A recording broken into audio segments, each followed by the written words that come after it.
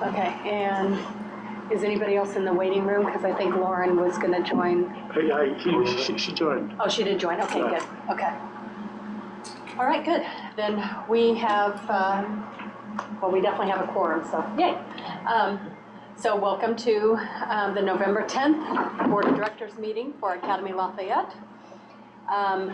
We'll start with an approval of the meeting agenda. I do have a quick recommended change. Because we have Francie here, which I'd like to move the development report up a little, if possible. And then governance, since Dr. Sanders is not here yet, we'll wait and do that when she gets here. So with that change, can I get a motion to approve the agenda? So moved. All right. Second. All in favor? Aye. Any discussion? Motion carries. And we have Marilyn Hines here. Where'd she go? There she is, for stakeholder comments. And she has a fan club. Yeah, just so basically, we don't mean to put you on the spot, but we want the speaker to be able to pick you up so that you pick me up if I'm right here. Yeah, yep. Okay. Yep. Okay, well, I wanted to thank everyone for giving me this opportunity to speak with you tonight. I sent everyone an email last week. I hope that everyone saw it. You just kind of wanted to put a name to the face. And, I took on a new role as I wrote my email this year. I left the classroom after 17 years of being a teacher here in the middle school and high school. And now I am coordinating all the efforts for the fundraising and for the International Church High School. I'm also coordinating, planning the trip to Senegal. So we've gone on 2 trips to Senegal. I've been on both of those trips. I'll go again in June. But I just wanted to mention, this is kind of like an update for you, because I want you to know kind of how it's evolving and developing and moving forward in the future. I think it's important for you to know. But right off the bat, I want to just say thank you to everyone, because I know that you made the commitment supporting the 25% for each student's trip, and that is huge. So the fact that you're willing to commit to that also says that our community values that, and we know that we do. We value kids going overseas and having those world learning experiences. So we've been able to take students to St. Martin, Guadeloupe, China, Costa Rica, and Senegal. And we'll be going to Peru in March and Senegal in June, as I mentioned. And then 2027, a trip is planned already for Spain and for China. So a couple of the things that we're really trying to do is get these trips planned out, not just to do this year, but have them planned out into 2027, 28. Because as our middle schoolers come in, our 9th graders from middle school come in, we want the parents to know, we want to start planning. And as we gain more success and more students want to go, we also realize that we need to expand our efforts on fundraising. Because we want these trips to be accessible. Like I said from the very beginning, I don't think any student should not go on a trip because of financial needs. So what does that mean in terms of fundraising? Again, thank you, because I'm being supported in this role. I think that someone needs to be in that role, because as teachers, as I knew from last year, we just couldn't do all of what it took, right? We had one big fundraiser, and we were there, our inaugural festival. That was great. This year will be our 3rd annual, so that's great. And then one of our teachers, Hope Soda, came up with the idea for the 5K this Saturday. So this is another great fundraiser. So like the numbers, for example, right now we have 80 so runners, which is good. I was hoping for like 200, but we've got 80 so far, and we'll get over 100 by the end of the week. People are still signing up to run. That's huge So for our first year. That's great. Right now, the profit for that is like over $32 million. So we're happy about that. Hopefully more runners will have more there. But there's another piece to the sign up is also the donations, because we also realized it's costly to run a 5K, especially the way we've designed it. We wanted it to be community centered. It's starting here at the school. It runs down to Grove Park. So I think that's why we have a lot of folks supporting it. but it's also costly. Running a race like that is a little bit under $3,000. So we realize that. So we might move, we'll think about it in the coming years, maybe we go to Long Lake or another park where you don't have all those costs. But for this year, this is how it worked out. So I just wanted to, again, thank you very much. Just say hello. And I would just love any of your input and support on any ideas that you might have, especially now we're moving toward the fund for the Académie Festival. So we want to really broaden that community support, sponsorships, through sponsorships. So and we don't want to step on anyone else's toes, because I know we ask a lot for our community, and our parents are wonderful, and we want to not continue to do that, but it's better. So anyway, thank you very much.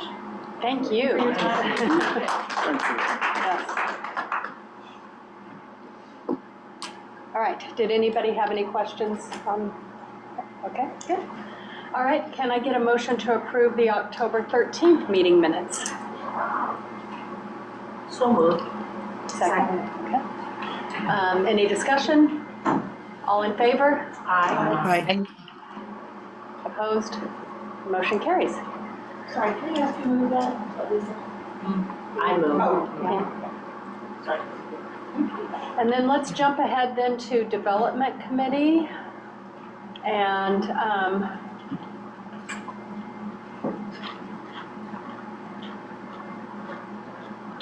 so I'll just say something, oh no, you will. Yeah, did you want me, what I did not add in here was Francie's item. They have the document, yeah, the document got put in the board Perfect. folder, You yes. want to go first? Are you okay? Sure, yeah. Okay. Okay. So we don't hold her hostage all Yes, night? exactly. So, JC, if you're listening right now, I'm speaking, so I can't answer your phone call. So I'm going to introduce Francie real quick. Francie is here to speak with us tonight about the potential of setting up a foundation for Académie Lafayette. So kind of giving you the rundown of what that means and the approach for testing out a proof of concept. Thank you. Well, I believe everybody received a pre-read, so I'm not going to go through everything that's listed in here, but really what we want to talk about tonight is the potential of adding an educational foundation that would be an additive fundraising arm for the entirety of Académie Lafayette, so all the way from elementary to high school, to support really the growing educational and just structural needs of an ever-growing district as we continue to add new things, expand the high school, expand some of the other offerings, and recognizing that as we continue to get bigger, the complexities not just of operating the school increase, but the complexities of having all of the fundraising needed, which is the school is ever growing. So the document outlined and kind of what the concept is would be adding an educational foundation that's really focused on large dollar donations that would be considered additive to the existing fundraising elements starting place. So not duplicative of anything that the development committee is already doing, or that the PTO or any of the other existing functions are already serving, but really as something that's designed to specifically align with board strategy and the growth function. So looking at that forward 5-year plan, 10-year plan guides and saying what is it that we would need in order to support all of these, and then going out and specifically targeting large dollar donors to fill those fundraising goals. So that's the quick nutshell of everything that's in your document. And then really what I wanted to talk about tonight was just to share that update and answer any questions you have. The document outlines doing this as a proof of concept. So rather than diving in and establishing everything, putting all of the framework together as a separate standalone nonprofit entity, really trying to make sure that we get all of the alignment, all of the collaboration, all of the foundation in place so that we know that if we choose to move forward collectively, that we're in a solid foundation where we'll be very collaborative. Everything's intended to be done in partnership, but with the support of the overall goals of the school. So with that, and to answer any questions you have, or just talk deeply about anything else. The foundation, you talked about, larger donors. It is never like focusing on existing donors to the school. So that stays in the development department. The goal would not be to cannibalize from any of the Yes. other existing donors. While I think if we're,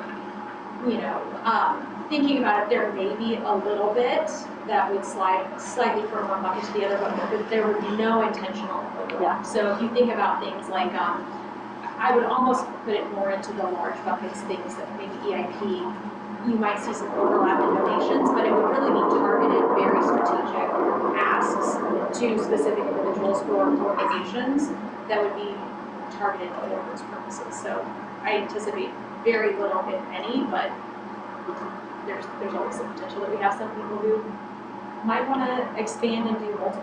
Right. Do you guys have any questions for her or about the foundation? Pam does. Yes, I do. I see that. I'm looking at the use of funds, the estimated allocation. And I think that, first of all, the $15,000 doesn't seem like enough to me. That question was on the sheet that you Yes. shared. Also, who do you see as staff for the $60,000 staff? So we'll take those in order. So the 15,000. So there's a little bit of the reason that this is outlined as a proof of concept is for two reasons. One, to get things moving, give us the ability to start looking more further and deeper into all of the establishment costs. Now, this is based on actual estimates that we received from legal firms. So the quotes that we received to start, well, yeah, but those are based on the actual quotes that we received. In fact, it's actually rounded up quite a bit from the quotes that we received to account for unexpected costs. Now, that being said, I think as part of this process, we would explore if there's an opportunity for any pro bono support or anything else that would help us cover these costs, because we want to be responsible with any of the funds that we have.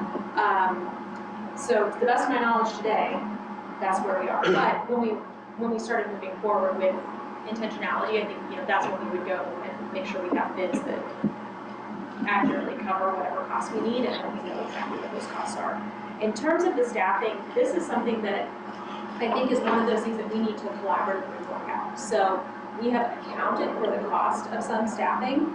Now, whether that ends up being a district employee that the foundation would reimburse the district for either a partial or a full salary coverage, or if we would hire someone or potentially even outsource fractional. There are a number of ways that we can do this. We've spoken to several districts around both the different models. So public schools have spoken with Shawnee Mission, who are actually very helpful in providing us all of their documentation.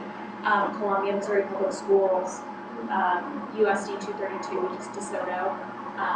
So we kind of try to take in all of the various ways that this can happen. And the answer is we can kind of make it work and design it based on what works for Académie Lafayette. So while there are a number of models, we just want to know that we have something accounted for so that from the start we're accounting for the cost of labor and we're not coming up as a surprise as something in the future.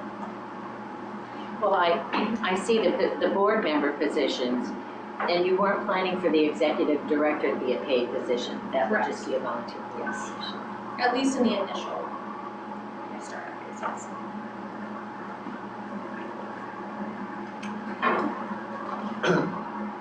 So I guess, it's not my area of expertise, but I'm trying to understand what can we do with this foundation that we cannot do right now with the current structure? I mean, we're adding another structure which is going to require some, legal work, reporting, accounting, a whole bunch of stuff. So there's definitely going to be a cost for the school, a dollar cost, and also a cost in terms of, organization. And I'm not sure I completely understand why we couldn't do exactly everything you're saying, but as part of the school structure, have a person that we hire who focuses on everything you're talking about. Why does it need to be a separate foundation? I think there's two primary reasons. So one, the goal would not be additional cost to the school, the goal would be self-sustaining. So first of all, think about it that way, that we would try to actually cover the cost of any additional staffing or Right, but I mean, you know, essentially you're raising money and you have a cost to raise money. Whether the cost of raising money is borne by a separate foundation or by a school employee, it's sort of, you know, it's sort of the same. So I don't know. I would say the biggest difference is there's two things. One, there's strategic differences. So there are donors, and we know from doing research and understanding the way that other schools have operated, that there are donors that do not like to provide funding directly to schools. So we have a limitation on the number of large dollar donors that we can currently go after if we target them through an outreach effort directly from the school. Good. And there are reasons for that. Sometimes it's fear of commingled with funds, it's how is the administration and oversight to manage those funds, but there are real limitations of who we can go and target. The other is because there are some limitations based on the financial accounting and the record keeping and the way that the books of the school are managed and how that funding is accounted for on an annual basis. So by going through an external entity, it does allow us to do some more long-term strategic fundraising. Things like large dollar capital campaigns, large building expansions, if that were something that were on the horizon that you wanted to keep separate and target specific funders for, there would be some opportunities there to do that. So while it does come at a cost, it does open up a donor base that doesn't really exist today. I have a question. Like, since you did talk to other districts that do have comparable foundations, what type of, I guess, donations or support or financial support are you all anticipating? Like, what would be, I guess in a perfect world and a not so perfect world, how much more money would we pump to the district going this way versus allowing more of our staff members to just do work? Well, it varies greatly by district in terms of dollars, but so the magnitude in the millions is what is possible to be raised through large dollar donations. So often what those are done is strategic fundraising campaigns in alignment with the school district's strategy. The foundation will take those plans that are set forth by the district and say, okay, in order to achieve these, how are we going to fund these programs? And then they'll go out and seek strategic fundraisers or funding sources that specifically have affinities for that. So it might be around the sciences, or it could be around certain student populations, but we would target those foundations or those grant making institutions to raise those monies directly, and it can be quite substantial depending on the magnitude of work. And what's the accountability arm look like? So for people we hire in these positions or that move in these positions, what does the accountability arm look like? So for paying staff is this amount of money, and because you pay somebody 60, you make 65. Right. Well, the board would ultimately have fiscal responsibility for oversight of any of the usage of the funds, but also the accountability of the How much being individuals. generated. Right. So just like any other paid position where you have a certain set of objectives and you're being held accountable for those, Financial goals. the board would have oversight and ultimately responsibility for making sure the management of the funds was You mean the happening. board of the foundation? The board of the Not foundation, this board. correct, the board of the foundation. I'm not talking about managing, only generating, like the generating part. Like obviously, like to me, the managing is the fun part. The generating part is the part that I would. Some people find that one, but you're right. So I think that's that all goes to kind of that same level. There's a little bit of we're going to set targets, we're going to set objectives, we're going to monitor against those goals, and if something isn't working, then there's an accountability structure that has to be enacted to make sure that if someone's receiving a paycheck, that they're generating the money that's being asked of them based on the terms of their job. How does that board and this board work together, I guess?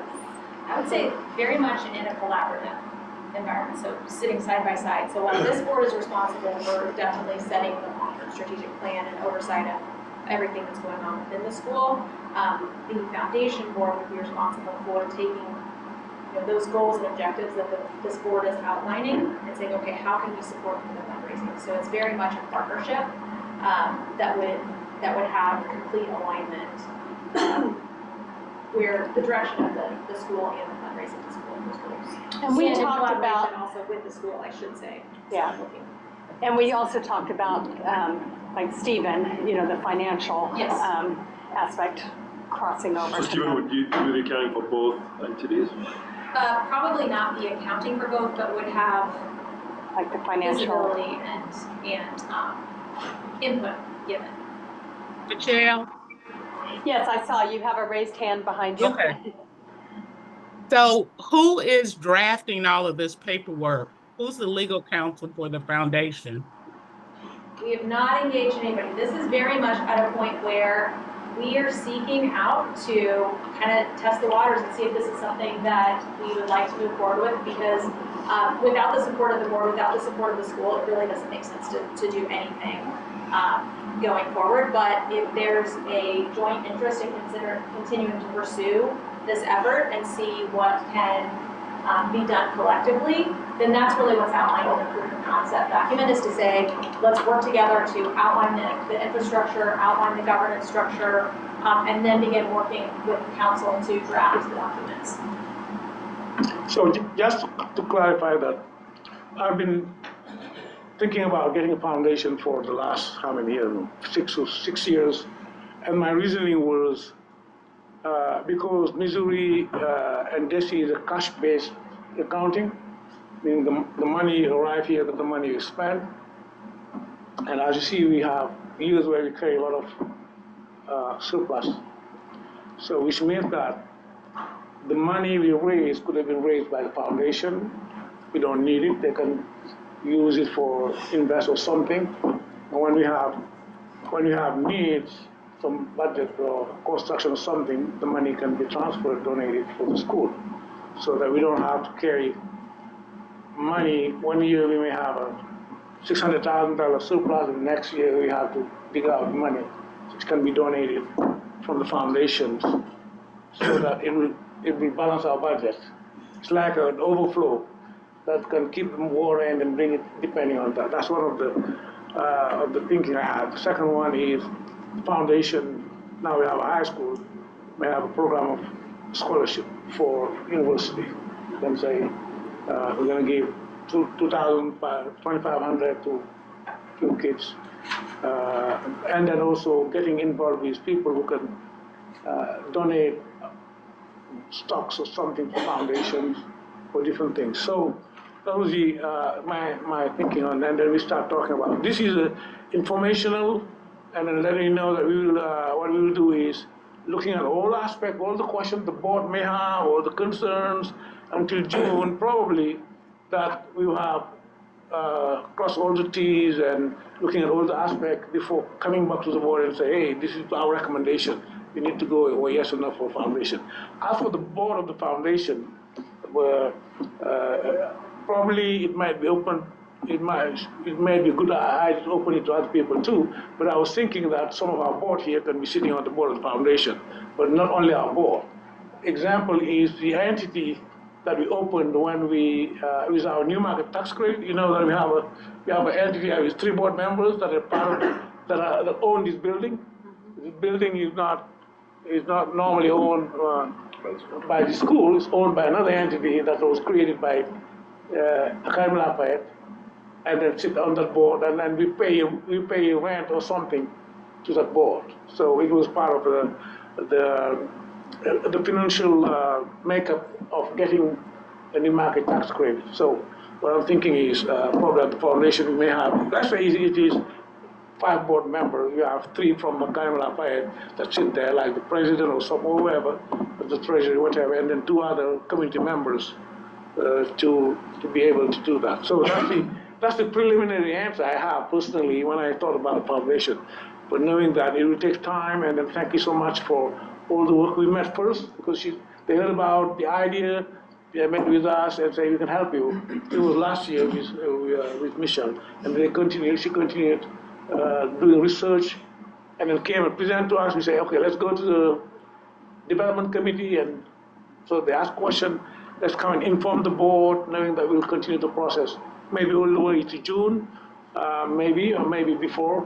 Once we finish every aspect of question, we can make a recommendation whether or not we'll move for a foundation or not. share a little bit. I've worked with some foundations in various school districts. And just like you said, there are so many corporations or businesses who don't want to fund directly to a school, but that's been a constant source to be able to help with, maybe it's recognizing teachers and having, some grants for teachers or that kind of thing. But it does generate, it might start small, but it does generate over the course of time, and just is a huge help for the schools. So, yeah, exactly. Everything she said, and the accountability is extremely important, and that does happen through the board of the foundation. So, Just add something about the teachers, by the way. Currently, we can't give gifts from our school to teachers because it's tax all you can. The foundation would be able to do that. So we used to, I came from a private school background, and we used to give teachers. I would write a check that teachers get at some point. When we started, we were doing something like that, but after that, with audit and something, we can't do that. So a foundation, people may donate something, a fund for teachers, that go there to support our retention teachers, something like that. With the information the foundation, do you think that $500,000 is doable? Well, I will say that this was drafted last summer. Yeah. Felt a lot more doable with the full year. But yes, I do. Yeah. We have not started, so there's been no activity to date because we wanted to make sure that there was consensus and that everyone was satisfied with moving forward before we did that. So I think one of the first steps would be to say what's realistic in a short time period, and then just being practical about what that is. Sure. But every indication is. Do you know of other charter schools that have foundations in Kansas City? University Academy. I know, but you've got the house too, so. Right, they have one major family funding, right? Yeah. Kansas City Young Private Academy is the same. So that's what I was But wondering. they do take a lot of other funding as well. So. Maybe if our foundation will have somebody. Yeah, they do. And I'm trying to. Yeah. Before she asked me, my brain went completely They have big money too. There's one that is starting on right now, and I just completely lost which school it is. But yes, so UA is the big one. But there are others, and it's not even uncommon across other charter schools, even not in Kansas City. It's a common model in anyone that deals has any sort of public funding, and even many private schools actually have. I do think like a one-pager comparing, I guess, how we traditionally raise money versus what the foundation offers would be really helpful. I guess I can't wrap my brain, because you've done big capital funds to raise money before, just understanding kind of the benefits of the foundation. I understand, I guess, opinions or preferences from companies and not wanting to give it to the school, and then spending, it sounds like, difference. I don't know if there's like tax differences or investment differences, or I'm assuming there's other differences as well. There can be. I mean, this is when you start to get into some of the detail of it, and sometimes in terms of spending, there can be restrictions on how you can use funds, and just based on donor designations. So it must be used for X, Y, and Z, or you must hold it for. So sometimes there's donor restrictions that you have to take into account, which we don't normally know until we actually have money that they're willing to give. But yeah, I think we can certainly, partially yes, I think we can certainly put together something that would show, here's kind of what we traditionally done, and here's what we think. Does the school invest in starting the foundation? Is that how that works? For these costs of running this? That is an option. There's also the option to go for donors. Well, personally, I think we should. Again, when the school decide, the board decide to create it, it will be done because you have a full information. You're extremely informed about everything, all kind of question, and we started. I think that, if somebody else could give the starting money, it would be great. We can try to raise that too, but I think the school should be knowingly and having all the details decide, hey, we're going to start it, or we will not. And that kind of goes to, what are the risks to the school in going through this process? Obviously there's potentially a little bit of money there But is that it? Are there any other liabilities that are created or other risks? Well, when you're talking about a completely separate entity, it really limits the impact of the school. Be a standalone. Yeah, I think certainly fundraising is something we really need to look into. I'm wondering if there's an intermediate step where we I can understand there's value to access certain, donors and foundations, but is there some low-hanging fruit where we start building some expertise in-house first? That we've been talking about getting better grant writing. Is there a way that we can start hiring an employee in the existing development team and we start focusing on to kind of get our feet wet and kind of see what appetite there is and learn about the market before we commit to the whole new structure, which I can see in the long run would be valuable, but it feels like a big approach to go from nothing to this whole entity now, which with the infrastructure and the staff and the governance and everything that goes along with it. Can we not just start organically something quickly to start, sending proposals out there and getting beyond just doing theoretical research to kind of really see what kind of appetite there is in the marketplace to get some of that support, and maybe start getting, once we get to $200,000 a year extra, then we can move to the next level. That would seem maybe a good progression. I don't know what. So sorry, I didn't mean to cut you off. That's effectively what's happening here. Is a proof of concept using a 12-month plan to develop and prove that we could do fundraising before actually formulation of a standalone entity. So that's why it's a phased approach. That's why it's a phased approach. We did explore, we can go down, we can dive into the deep end, and we did explore that. And that's an option, but this felt more comfortable, and both from the fundraising aspect, but also from the integration. So it's a little bit different when you're integrating into an very established school. The Académie and you all have been functioning for a very long time, so we want to make sure that we're doing that responsibly and we're integrating in a very sustainable way, rather than just kind of putting something together and saying, well, let's make it work. I think that what we're doing is first information, and then let every board member develop their question all the way to until the decision making and say, hey, it's not worth it, don't do it, let's do it, yes, I'm convinced it's better for us. Again, that's where we are. It's not a decision making at this point or one way or another. It's just that we cannot go all the way and then we're done and come to the board and say, let's create a foundation. We're letting people know, the board, that this is what we're thinking of, we're working on. And if you have a question all the way to whatever, January, June, May, you ask the questions, we do your due diligence, look at whatever it is and go from there.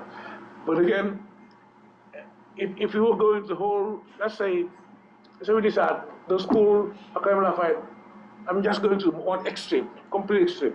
Académie Lafayette is no longer, superintendent will be dealing with academic, no more fundraising, because some schools don't do it. Now, the board is creating foundation, development, everybody move there, we don't have a development office, that's what they do. Let's say we do that, okay?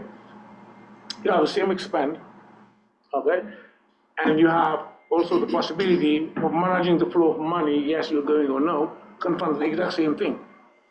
The difference is when the executive director of the foundation, who can be our director of development, need to meet with a funder, say, hey, Mr. Bank, let's go and meet the funder. That's what I do. Okay? Now, the school may still maintain a low thing that connects to parent, like a run for yard or even the EIP can be done by the foundation. It's because some foundations do it. They do, that's what they do, breakfast, for instance. They do it. But we can do that. Whatever can be community building, we can keep it. It depends. Again, what we need to see is, at the end of the day, what do we gain, what do we lose, and go from there. But that's what I'm, before we get there. Yeah. But personally, I'm more interested in the financial part. How do you keep the flow of money if all our fundraising was going to the foundation? Let's say we raise 500,000. So we can't, that money we have to spend it anyway. So we have a budget, maybe you have budget surplus of $1 million. Now you have a problem there because, I mean, you can put it in your reserve, and the next year, the state decides to drop things. Now what you do, you will go to your reserve fund, and you have a budget problem. You see what I mean? As opposed to this foundation write a check and say, hey, this is your money. I donate it to you, now you have a balanced budget. You see that's why but again, we're informing and then take the time, all the time. At the end, the board may decide, no, it's not worth it. Or yes, we'll do it, or we'll do midway something. Yeah, it'd be helpful just to have a comparison of the two, just to say, okay, this is what we have now, and then this is, and how they jive. I think that would be helpful to look at, like you mentioned on one page or. Yeah. But yeah, just something that you could do a comparison to. And like why it is not as good to take from a reserve versus the advantages of taking from a foundation. Yeah, and I think, one of the strongest points is any change to that state funding formula, changes our financial picture completely. And One of the big benefits, I think, to that point is that it creates a more self-sustaining ecosystem for the entire district. So as opposed to being tied as directly to the state funding formula or any public funds that are available, it puts more opportunity in the district's hands to raise to meet the needs of the school. There's so much more flexibility to be able to use foundation money than what we're tied into a lot of times. So sometimes it's that other level where you can dip into that or somewhere. But it takes time to build. It takes time, and it's weird. I mean, it's a slow process. Yeah. So I know it sounds overwhelming at the onset, kind of rules and kind of that that's just setting the stage for what it is, but it starts slow.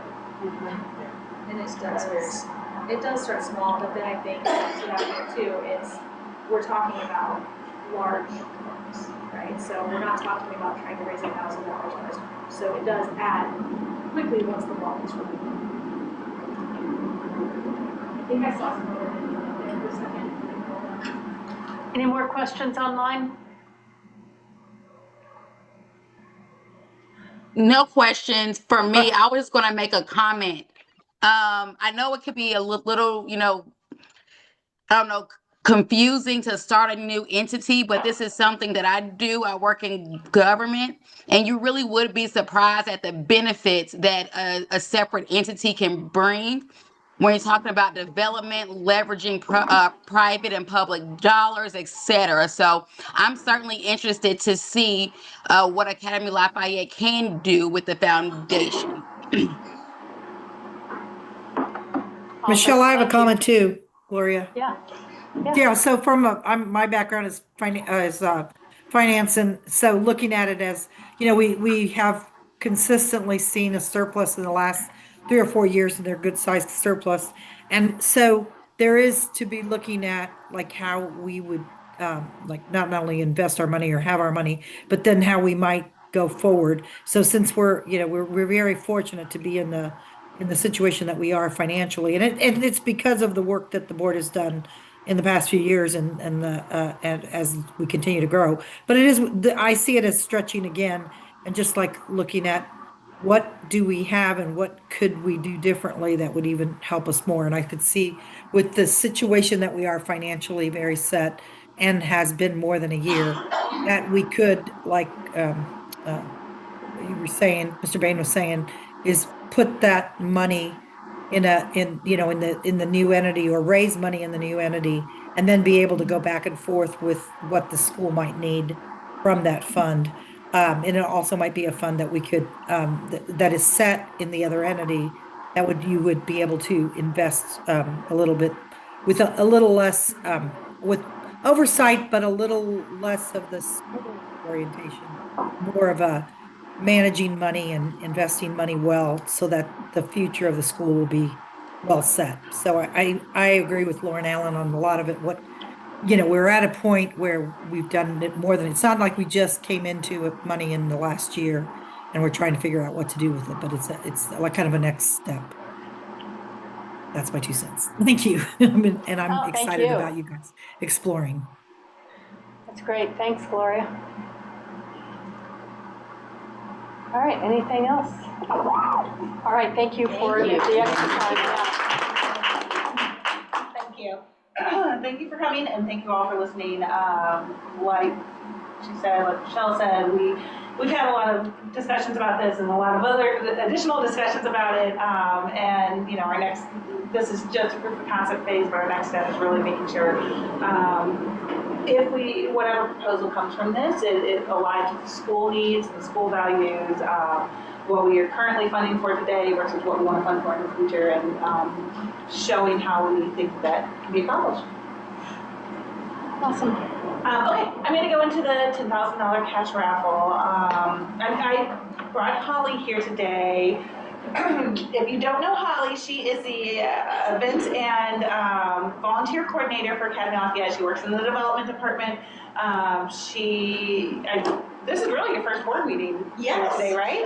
She's done a number of roles here since she joined a year or two and a half ago, 2 years ago. Finally getting her for a full year of development work. and she helped oversee, she led the raffle this year. So I wanted to, like Marilyn said, put a face to the name and have her kind of give the wonderful news and the excitement around the raffle. Yes. Yes. Okay. So hello. I hope you guys all had a great start to your week, even though it might have been cold. I know I've emailed with you all before, but like Allie said, I'm Holly Vogel. Very happy to be here with you guys today. So I want to draw your attention to the screen here because I think our numbers fully speak for themselves.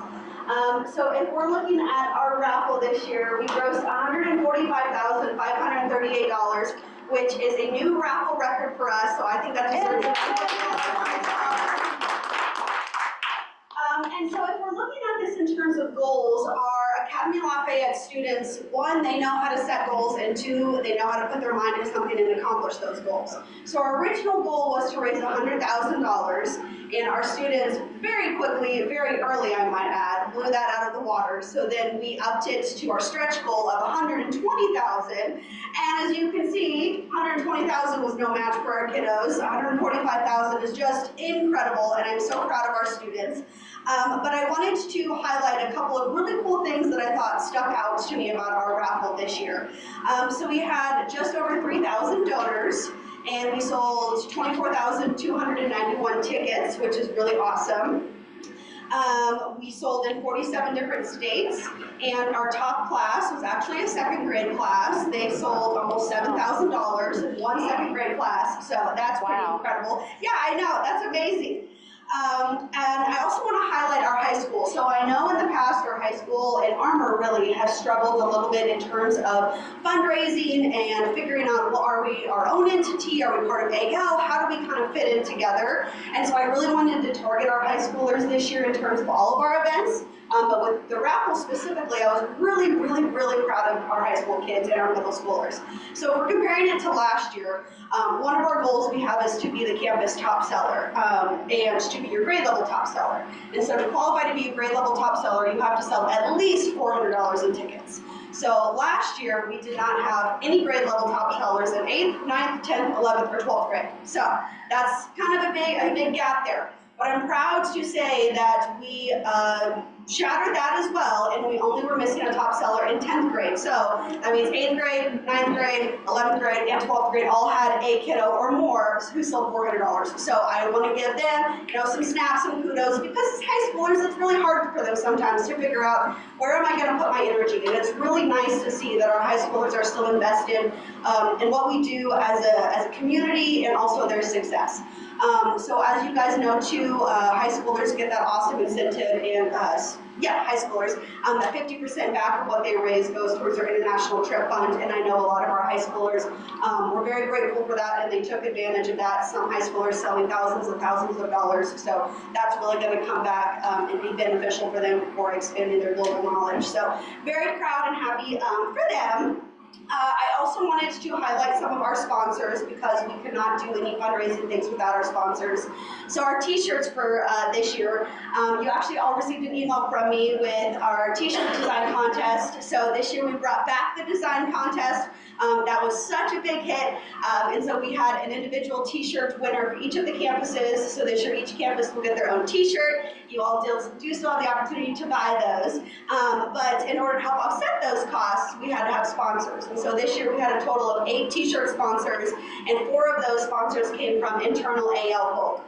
So one being St. Louis University and Dr. Boyd, so they were a t-shirt sponsor this year. Very proud and happy about that. We had Bucady, who deals with our internal HR stuff. We had Pam Gard and her Risa Nichols team. And we had Michelle Markham and her EAG team. So very thankful that we have a board that supports us in all facets of our development team. So I could really go on and talk to you about all the things I'm proud about this school. I'm an educator at my core. I taught 5th grade.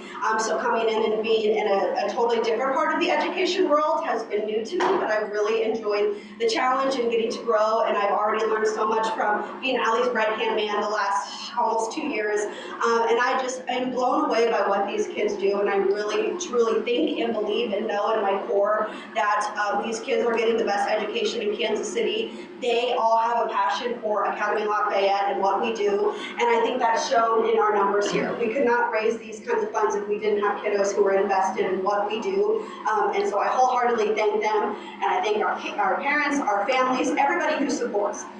And sometimes you don't know the little things that you do, how those will affect, your end result. And I had probably close to 50 donations this year that came from just random community members. So those are members who saw yard signs up, who saw our flyers in coffee shops or bookstores. Somebody even donated like a couple $100. That was just a random person on the street. So whatever you advocate for your school and talk about all these great things, you never know who you might reach those heartstrings from. So you can see here just all of these amazing numbers. Obviously from 24 to 25, we had quite a large increase in our gross. And I'm confident that we can keep it on. And if you want to know too, we also shortened our fundraiser to 4 weeks this year. So I think that's further proof that even though we had less time to fundraise, we were still able to shatter our goal from our whole entire time of being an AL. So I'm very proud to be part of this team. I'm very proud to be a development member. I just could not say it enough how proud I am of our students and staff and families and all of you for supporting all of our development efforts. I'm very happy to be here presenting this to you guys today. Does anybody have any questions, comments, anything like that about the raffle or any other events? I take part in those too. Okay, well thank you so much for having me. Really great work. So we will have, excuse me, we will have the net, do you mind popping right back? Sorry, bang. Yep. We'll have the net, ideally by December. So outliers for that will be t-shirt costs. I think that's really our only last outgoing expense. We are getting the check from Rally Up, so we utilize Rally Up for this event, and it's really, we have moved away from that from a platform for other fundraisers, but it is really the best for a raffle. We were able, so you'll see in years past, and I actually didn't put that up there, but the 2023, we were under a subscription, so we were paying essentially $100 a month plus whatever tips came through on the raffle went to Rally Up. They got rid of their subscription model, and every event went to either free model, which is where they get all the tips, or a paid model, which was an outlandishly high 6.9% for a raffle. So last year, 2024, we did the free model. They ended up getting around, I think, 10,000. I'll go look. It was a significant amount because they received all the tips. So anything that was a bonus ticket went to them. It's been a pain point with me and Rally Up for quite some time. This year we were able to negotiate a better deal. So we went in similar to what we do with our booster fundraiser. And propose if we hit 100,000, can it be X amount? If we hit 120,000, can it be X amount? So because we hit 120,000, and beyond. Our fee to rally up is 3.5% for this year, which feels really great knowing that all of those tips, all those bonus tickets came directly to us. And so we'll pull those numbers on what it looks like with bonus tickets and whatnot, but that essentially means about, I think it was like $5,500 is what we expect to pay compared to 10 to 12 in the past. So that also feels really good, being able to just have more money come back from school and not spending it on cool platforms. So, okay. I also think that the printing of the physical tickets again this year was a really nice. Armor loved that. So I did break down here. If you see, I mean, even 2023, our next highest year, Armor students were $10,000 over what they hit that year. And I really wholeheartedly think that's because of the physical tickets. I mean, we ran out of physical tickets here multiple times. Yeah, and that's where that independence that Holly's talking about with middle and high schoolers comes into play, taking a little bit more ownership, where at the grade level, we really rely a lot more on parent commitment. Spoken as a parent. All right, thank you. Now the next slide. Okay. This is mostly informational, letting you know some things that are coming up that are a little bit more firmed up. End of year appeal, that is going to be starting this year, or this month, as it does every year, running through the end of December. We are mapping out our social media campaign, the email, the hard letter, decals, and ideally tying that in with the 24-25 school year annual report as well. So mostly just giving you visibility to that. Last year we raised just about $40,000 at the end of year appeal through a very similar tactic. End of year appeal itself does not have a budget with it. It is lumped under the larger, there's like a field in the P&L that's essentially other when it comes to donations, and that's where this end of year appeal is lumped under. But to give you a kind of a ballpark number of what we raised is about $40,000 last year. And that one, there's no platform fee? There's no platform fee, that is all to us. Right. Yep, exactly, thank you. And then Evening in Paris, just a little plug there. We do have, we have started already, as you know, doing some fun things and some fun fundraising around that. Evening in Paris is going to be Saturday, May 2nd. We are having it at the gallery at Power and Light.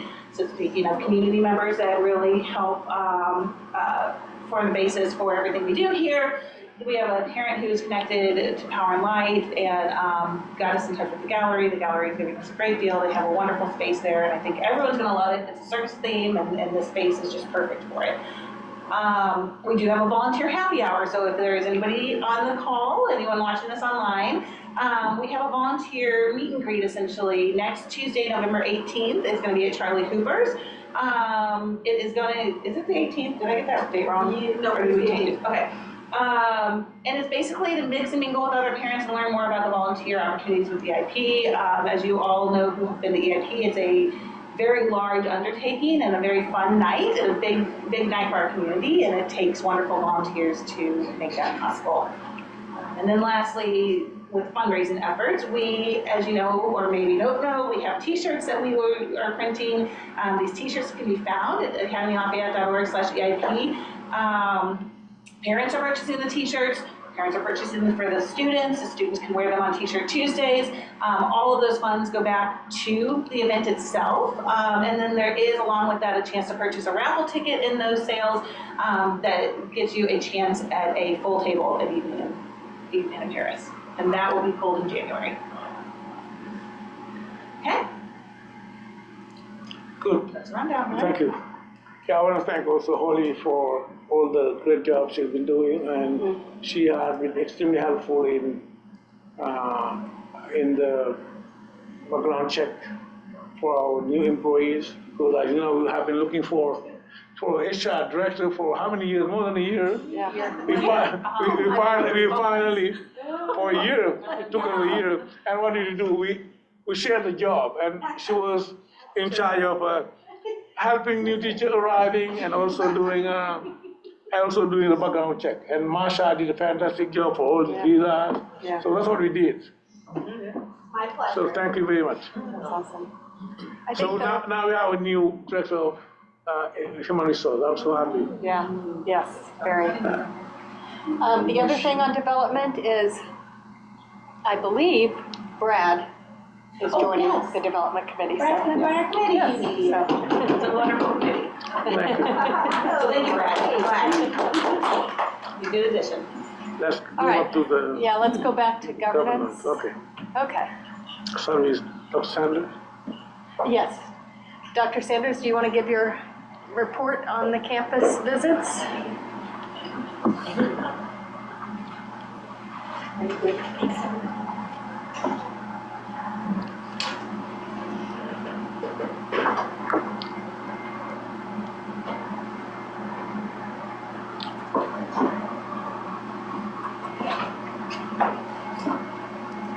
Well, I'm pleased to be here tonight. It's always Sam. And today I was flying in from Atlanta. And that's always, it's kind of fun now. It's a real opportunity. Although we had requested, because many of you know I've wasted money and all of that, and I go to get an MRI. Well, of course, and you know how big the Atlanta airport is. We have all I had to carry my, my bags and things because we were running. Well, there were so many people, and husband said, "We don't have time to wait on a wheelchair. We're just going to have to tough it out." And so that we did, and so that was and definitely we were very feel blessed that our plane was not, delayed, or that they said the flight wasn't going to take place, and we'd been calling, every day. We still, because we were, afraid that we would not. But I'm not here to talk about that tonight. I'm here to talk about really kind of what the sponsors do. And we come and we visit the meetings, and we get to know you, we get to know the schools. But the real deal is that we have been vetted by the Department of Elementary and Secondary Education. And our job then is to come in and to really not do a white glove test. Our job is to work in partnership with the board, the leadership, with the parents, and try to become a part of whatever community it is. We now, St. Louis University, will have 10 individual charter schools, and I happen to be the only person here in Kansas City. However, there are people, and they are starting to hire new persons. And Dr. Boyd has been given the title of assistant dean, try to, I think, to keep us all in line and all of that kind of thing. So one of the things that we do, our job is to really try to get to know the school and the people who are leading it. Our job also, because I like, and you've heard me say it before, the game called school. I liked school. I was, I don't think I had a choice.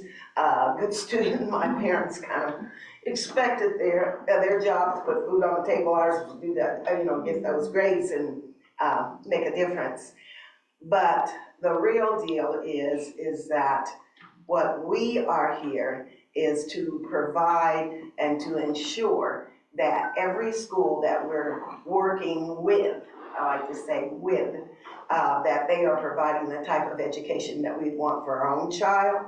I think that's always a high bar. And that the type of education that sometimes only reserved for the most elite in the nation, because we want our kids in any of our schools to be able to compete. And Lafayette kids do. We are very, very fortunate to have some very outstanding schools in our portfolio. And we're diversifying our portfolio, so we're not going to just be seeking the top performing schools as Académie, Lafayette, Frontier School. A number of schools happen to be, but we're going to try to replicate, some of the processes and procedures. So in the fall of the year, it is now looks like fall, finally, we were visiting the individual schools. And our focus was on safety. I think that for parents, academics and safety, they're about the same, parents want to be. And I really found some very interesting kinds of processes and procedures. And I also learned a new concept that is being started. It has been across the nation, but they call them Knox boxes. And it's actually a company that was started by women. I don't want to be sexist, but I was kind of like, yeah. And so a Knox box, I was very interested in finding out, and I think parents will feel comfortable about this. One of the things that we asked all of the administration is whether or not they have the floor plan of each school with the police department, with the fire department. Well, the Knox boxes, they're kind of innocuous looking. Now, one of our schools already has some Knox boxes. They have a red one for the fire department. They have a black one for the police. And definitely they want to ensure that it's not so flashy of a box that everybody wants for, what is it? Let me try to get in it. But what it is designed to do is to have that floor plan, although that was one of the questions we asked every administrator. Does the fire department, does the police department have a floor plan for your school? But what the Knox box does is that it actually inside these little red or black boxes actually can be an e-key that allows them to, let's say that there was an emergency. It doesn't have to be one of the active shooters, but there is an emergency. The emergency persons can go to their Knox box and get the floor plan. And if it is a situation that could be dangerous, they can definitely already have choreographed where the help is, where the help will be for the children, for the staff, for the entire community. So I did get to see, I said, I want to see one. And so I got to see a Knox box, and they're usually put out, definitely outside the building somewhere, not like with a flashing light or anything, but the police and fire department, they know where these boxes are. They should already have the floor plan, but let's say that there's a new group that's sent out, then they could use that Knox box and get all the materials that they have. They also, the administration has given the fire department, the police department, a key, a non-virtual key. There's a virtual key and a non-virtual, so that they want, access. What the Knox box does is that it kind of saves from someone having to make forced entry, break windows or do things that could be, damaging to the persons coming into the rescue or to the persons inside. And so I thought that was kind of a clever process, and they said it's been around since 1975. I didn't, but I think there's been a renewed interest in it because of all of the way our society, unfortunately, has changed. But what we were doing is that we were, number one, if there was a Knox box, we looked at it, but we were asking all kinds of questions, and these are questions that DESE has across the state that they're asking the heads of school. And I was also the person that was first in Oak, all of us from St. Louis. Poor Mr. Liata, he had us all there, and it was happened to be 4 women all that were there, but we were calibrating ourselves And then I did Cherry by myself, and the other two or three went to Armour and came here. So we then hand in our reports, and then we review the reports of the other persons who are on the team. And one of the things that I've been in this game for a long while, and I said, I am a person that I'd like to think sees and compliments the things that are going very well, even if there are a large number. And so that people know that we're not here for a white glove. We're here for the kids. We're here to make this the very best place to work with all of you to make this the very best place that we possibly can. And so we have, I know that Mrs. Martin and Mr. Bang. Mr. Bang. It's not easy, I know. That we have definitely, they've received letters, a letter that said this is what we have done. But sometimes you may not know what is it that they do. We will be starting, and I'm very pleased that SLU did accept a report that I did.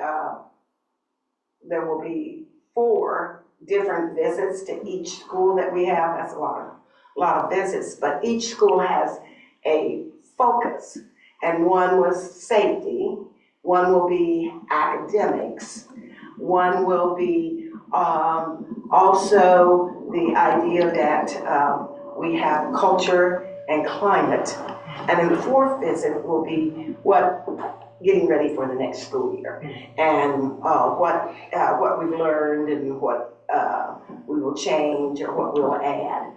So the report was handed in, and definitely all of the things were met, so then we could look for small things.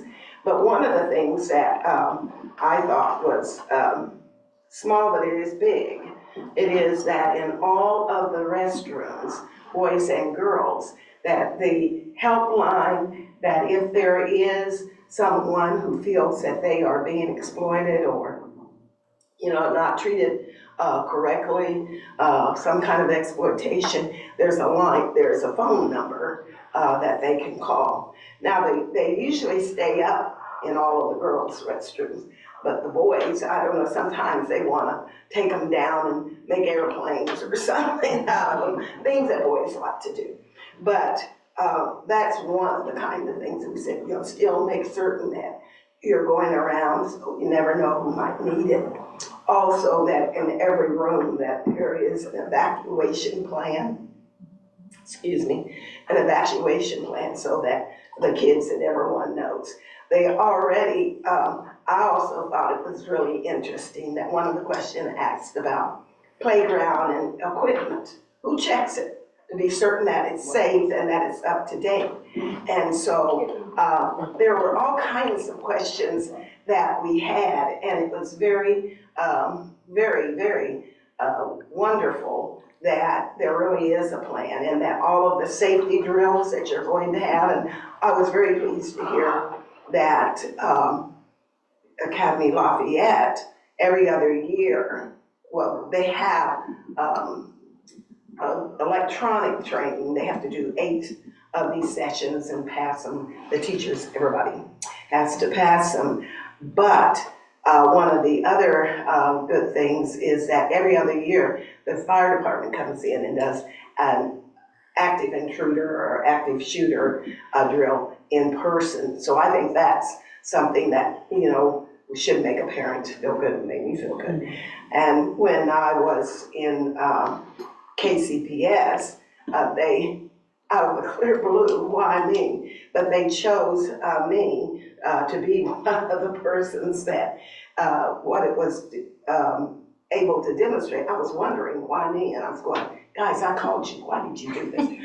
But the reason they did is that I'm not very big in stature. And so they wanted to show that if we were able to use, or me, to use the closure on the door. They had a big 6'3" or 4" person, and they were trying to get in and they couldn't if I did it correctly. But I was going, why me? But I was glad I passed the test. So you will see us around. We try to be around so that our presence is not something that causes alarm. But we are actually on the JOB, and we are really trying to ensure that each one of the schools is a type of school that we want our children and your children to attend. Thank you. Thank you. So, Laura Richards is our new Director of Human Resource. So, as you know, our board policies dictate that the board appoints district custodian of records and also Title IX coordinators, so that if there is something, people can contact her. We need to put it on our website. If anybody is doing a sunshine request, know who to go to. So that's why I propose these two motions for the board to appoint Laura Richards as a district custodian of records, and then also as a district Title IX coordinator. Okay. So we need to do this as two separate motions. Yes. Okay. So can I get a motion for the first to appoint Laura Richards as the district custodian of records? So moved. Second. Okay. Any discussion? All in favor? Aye. Opposed? Motion carries. Next, a motion to appoint Laura Richards as the district Title IX coordinator. Second. Okay. Discussion? All in favor? Aye. Opposed? Okay, carries. Yay, HR person. This is great. So, Okay, so Finance Committee, Olivier, you're gonna, So yeah, I Top think line it. Stephen being away, I'm gonna kind of jump in, and obviously I haven't prepared, so you forgive my hesitation, but we went with we had a pretty good meeting on Thursday, so we should be able to get through it. So I think the first thing is to go over the first thing, actually, we need to approve the September accounts payable. motion to So, approve the September. So what do I say? yeah, you can just ask for a motion Can to I ask for a approve. motion to approve the September accounts payable? So, Tie.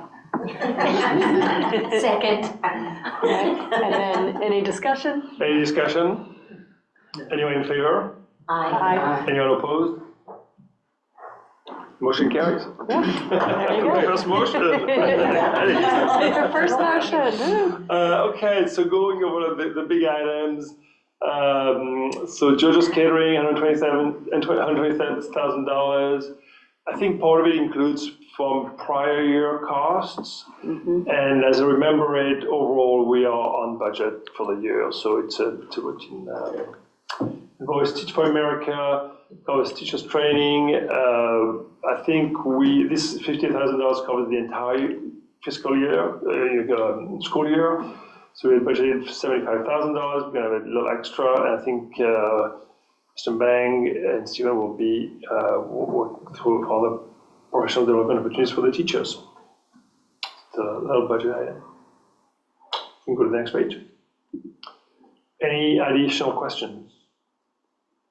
Oh, I think we were there's the supposed motion. Yeah, that's why. sorry. I did it wrong. That's funny. Okay, so motion has been approved, so I think Yes. we're good for accounts payable. Any discussion items? Okay. We are now looking at the cash in, cash out of the door every month. So July, as you remember, we had a big expense because we're paying for the roof at Oak as well as the soccer fields. August was pretty normal. September we're kind of getting unbalanced. So I think this is mostly all timing issues. So nothing really out of the ordinary. Do I have a motion to approve the transaction? No. No, that one, yeah. Okay, no, nothing. So we go, next page. I think this really shows where we are for the year. So you can probably read on the side all the different items. I think the most important thing to remember for the financials is that we are looking to finish the year pretty much on budget. And with that, you know, we had a big increase. So the way we get our revenue from the state is mostly, you know, formula where we have a pretty complex way to calculate how many kids we have in school. It's all weighted based on attendance and lots of other things. And then we multiply that by a fixed amount, so-called per water, that the school allocates to each student. So this year, the per water had a big increase of about $1,000 per, from $13,500 to $14,500 per students. So we were looking for a nice upside, but on the other side, we had, you know, the number of students, the water account is going to be lower this year. So I think this is still a bit in flux. There were some discrepancies with how we tracked summer school attendance, and so we had a fairly lower amount there. I think Stephen is working on shoring up those numbers. But the net of all this is that we're going to end up on the revenue side pretty much where we intended. As you can see here, we have a few areas where, you know, salaries, we might be able to save a little money there. But overall, we are not forecasting to be below budget on the end of the year. And there is room for a few areas with surpluses. And the only thing I wanted to point out is that there was the Go bond. I don't know if it comes here, but we've engaged some expenses so far that will be reimbursed where we can access the proceeds from the Go bond, and so that's going to be addressing the temporary cash imbalance. Mm-hmm. In December. And that's what's in December. Exactly, yeah. It's going in December, but, you know, it's being reported, and we can do it in December. Just for the summer school, we budgeted for 107, but we get around 89, 90. So we this is lower than what we thought it would be, and that's an issue. But we'll go and check it. I think that's, but this issue, when the attendance overall was a little lower, but there was also probably the way we count the attendance. I think the staff during the summer school wasn't as diligent to keep track of how many kids come in and record that. So if it's not recorded, it's like they don't come, but they see. And so there was some discrepancies there. There was a big gap. I think Stephen's been working to kind of clear up those numbers. So I think now the gap is not as big, but there still also is the issue that we had fewer kids attending than in prior years. So there's a kind of combination of the two. Yeah, and one more thing is about summer school. We also reduced the duration of summer school, the number of days. So it's hard to compare with previous years. So I think what we talked about in the Defense Committee meeting is, you know, hopefully we'll have a director or a manager of extracurricular activities. You know, it's in the budget, it's positioned in the budget. Hopefully that person can be hired by the beginning of the year, because part of their responsibility will be to plan the summer school so that we can you know, have exciting programs to be attracting a lot of kids. Because, you know, it's a big you know, I mean, it's good for the kids, obviously, that's the first point, but it's also a nice financial impact for the school, so we want to not neglect that. But we don't need that coordinator to determine the date. That coordinator doesn't determine the dates of the school. That'll be set in December when we do the next year's calendar. Okay. I think part of the discussion was how to get teachers to be present so that we can have actually the staff to you know, to supervise the summer school. We think quite a few teachers are looking forward to their vacation, so we always a discussion point. But. So I think we covered most of these. So here, Stephen has some details on how exactly the state of Albany comes in. I don't know that we need to go through those details. And there's a few. Oh, I think one of the big items that has a variance is in the transportation budget, and it deals with insurance. So insurance in general, and for transportation in particular, has been a challenge. Our insurance carrier dropped us last year because we had a few, we had the roof issues at both schools, so we had to kind of shop around to get some new insurance. We ended up sticking with the existing carrier, and that is the Hartford, maybe, I can't remember exactly. But they raised the premium quite a bit, and in particular, the premium for the transportation went up from a budget of $90,000 to an actual $290,000. Yeah. So it was a big increase. We had a few crashes last year that made it, we're a small-ish pool of buses, and so when you have a few crashes, quickly that impacts the amount that the transportation insurance is providing. We've had bad luck. One of the crash wasn't due to us, but it was an uninsured driver, so that was hitting our insurance company.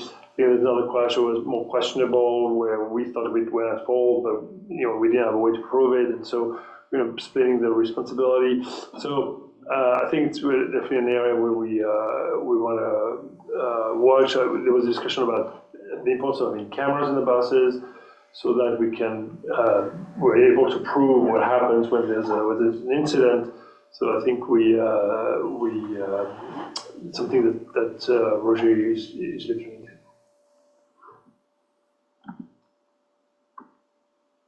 So this is the details on how the formula is calculated, and again, I don't know that I'm kind of enough versed with the numbers to do justice. I think Stephen is that's his kind of day-to-day life, but not mine. So as you can see, the budget and the forecast end up sort of the same amount, 20.2 million, 20.4 million. The per student goes from 13.5 to 14,450, so we're about $1,000 increase, but the numbers, go from 15.16 for the one to 14.7, so it's about less. It was the summer school. It was a free and reduced lunch. All this is so fairly technical and complicated computations, but so that this is our overall big picture. And this is the water increase. This is what we budgeted, and this is what we received. So so the flip side of this is that thank God we had a big increase in the water. Otherwise we'd have faced a pretty substantial deficit. That's sort of the so I think really paying attention to these numbers is critical, and there's two components for that. Is obviously getting the kids in the door, and there's also making sure that we measure and keep track of these numbers accurately. That all the teachers, do call sheets, and that we don't. It's been it's a labor-intensive and difficult process. And I think we haven't been stellar on that so far. So I think it's really an area where we put renewed emphasis on to make sure that there's no liability with DC in that area. So we talk about Go Bond, and this is sort of technically, we have to establish a new checking account so that there's a whole process that goes, it's a legal process that goes with how we get funding for the expenses that are allowed under this Go Bond. So ESCI is a company, is a law firm, right, who manages all the processes of the bond. We've incurred some costs for the project we talked about, the soccer fields, as well as the roofs, and these expenses are reimbursable when you provide a report to this ESCI company, and they need to be approved by KCPS first. And so once that's, but obviously we've been very diligent in keeping all the paperwork and the process under control, so that we now should have no problem getting that $1 million reimbursement next month. I think Do those costs get approved before, are they reviewed before they're spent, I guess, and assuming that the bond will pay for it? You mean the budget or the? No, like these things that the plan for reimbursement by the bond, do those go through like some pre-approval process like ACBS or something, or could it ever happen where we've spent the money assuming the bond will cover it and then it gets denied? I think the projects, we have to give a list of the projects that we intend to use the bond money for, and so we spending money on these projects that they've already. So I know that we can do. And KSK is part of the request for proposal, the bids, and they make sure that we follow the state process. And once it's done, they approve it, so we can spend the money. But could we create a new project, like let's say we decide to build a basketball court on the parking lot? Yeah, you can do that. So we could, even though we haven't declared that in the original bond, we can go there and say that's how we want to spend the money now. Yeah, We just need to pre-clear it. do a change. But you get it cleared before you spend it. Yeah, you can do it, you can clear it before. Yeah. Any other question on go on? So we just talked about insurance rates. I think this is more details on what we were talking about, and you can see for auto it went from 95 to 301, so it's $200,000 over the budget. So it's a big item, but it's pretty much been across the board. And as I said, I think when the insurance company audited us last year and flagged that the roofs were not in code and at least, etc., that just didn't help our cause. So I think now all this is fixed. We're kind of finishing up all the maintenance, but we can see the real impact of these issues. So yeah. And we did the shopping for insurance, and this was still the.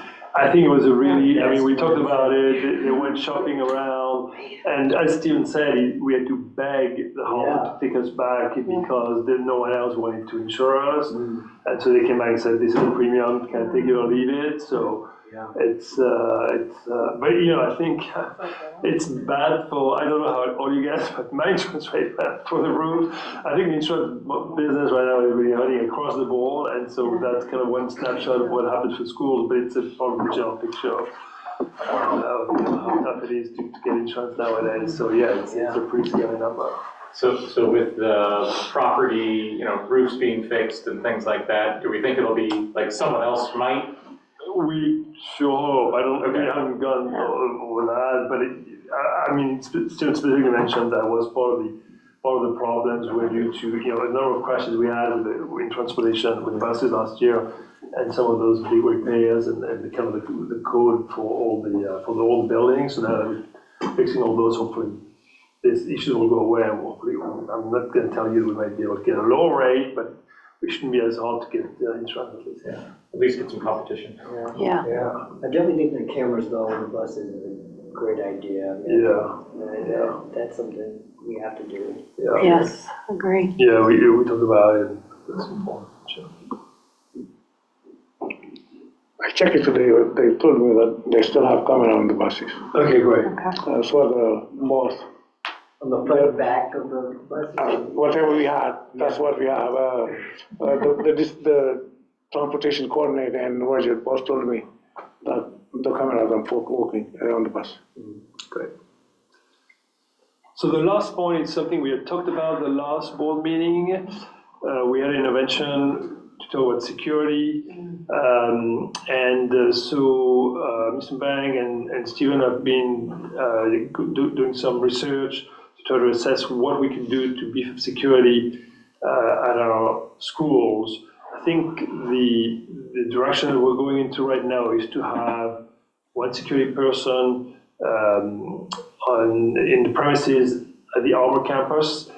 And so they've kind of, Steven's looked around, he called all the schools to see what they were doing, get a sense of, I think some schools outsource that security to third-party agencies like this Universal Protection Services.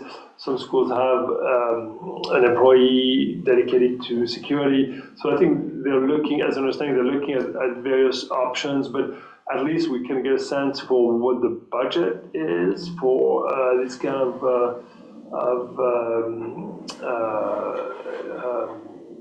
services. So, as we can prepare for that expense to be added to our budget, and I think the goal, Mr. Bang, is to hopefully get that going in the new year, like as soon as January, to get some security officer here at Armor, with a main focus on alleviating teachers having to be involved when, it really happens, but sometimes kids get rowdy. And so to have them on the front line, in a way as a deterrent, but also as a way to react when there's an incident. So we're looking to have that person as soon as possible. Yes. So as we firm up kind of what the options are, we'll prepare a budget impact and have the ability to review it as a board before we move forward. Is that fair to say? Yeah. We'll give you an update in December and January. Hopefully by then we'll find a solution. We're looking into, as you can see, some of these schools they outsource, and they have a whole crew security in the buildings. So does University Academy, it notes up there, Kaufman's got this third party. Is University Academy, is it a staff member there of the school? Wages and benefits, that's what it looks like. Yeah, wages I think it's more than one person. Yeah, it's more than one person, yes. Yeah, staff members, yeah. Yeah. So that's it, thanks for me. Any questions, comments? All right. Good job, on the fly, Olivia. He paid attention in finance committee. So we'll be looking into two things, the 2025 NW data. We also added in the annual performance report that just was released by Desi. I thought that I should be sharing with the board, and knowing that the map data will be presented later. So I'm going to do it by building the LEA, meaning the district, and then also by building how it looks like. We test kids in English language, art, math, and science. So this part is district, Académie Lafayette in general, how the district does in reading, and this is the last 3 years, 2023, 24, and 25. It's almost the same, 68, 67, 66. Cherry did the same, almost 55, 54, same thing, looks like Cherry Oaks, the same thing, almost 65 to 66 for the different years, and the middle school 82, 82, 77, and high school 72, 67, 65. And this percentage is proficient, right? Proficient in math. Those who met or above the normal grade average. Yeah. And those who are above the average in the state. Remember, so the 50th percentile? It's up. Over 50 years, okay. 50 years and up. Okay. So that's what I mean. So, remember, the NW is a national test. So you compare ourselves with all the other school districts in the nation. With mathematics, district went from 62, 65 to 2 point for the last 3 years. Cherry also went 56 to 60. Oak went up and down, and then middle school 71, 77, and high school was down and up, as you can see in mathematics. Remember, the high school is completely different kids that we're testing, because we have every year. We're testing 11 and 12th graders, so it's mainly 9th grade and 10th grade, so it's completely different kids. So this is math. This is a science one. Science, we only test 4th grade up. So that's what we have in science. For the district, it's almost the same, 77, 75, 77, and you share it with different schools too. So any question about buildings?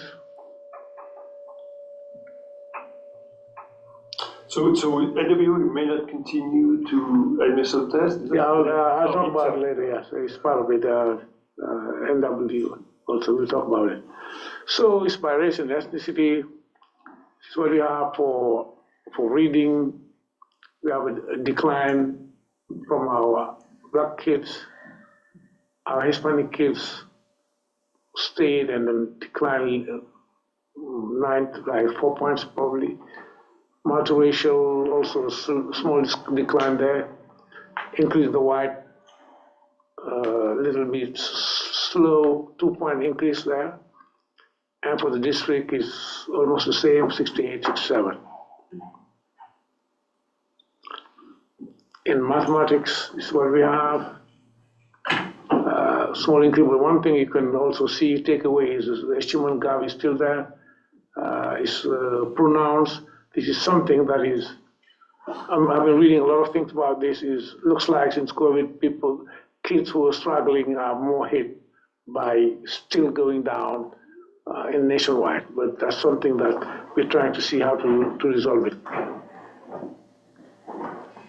Even though, it looks like in all categories we have at least same thing or a small increase, even though we still have, as I said, the HMO gap is the same. If you compare blue, black and blue district is almost the same, the 30 point, we need to decrease that. And science, 50 from 50 to 45, and Hispanic 4-point decrease too. Maturation is most the same, or 1 point or same over the last 3 years. White increase for 2 point based on the others. That's previous years.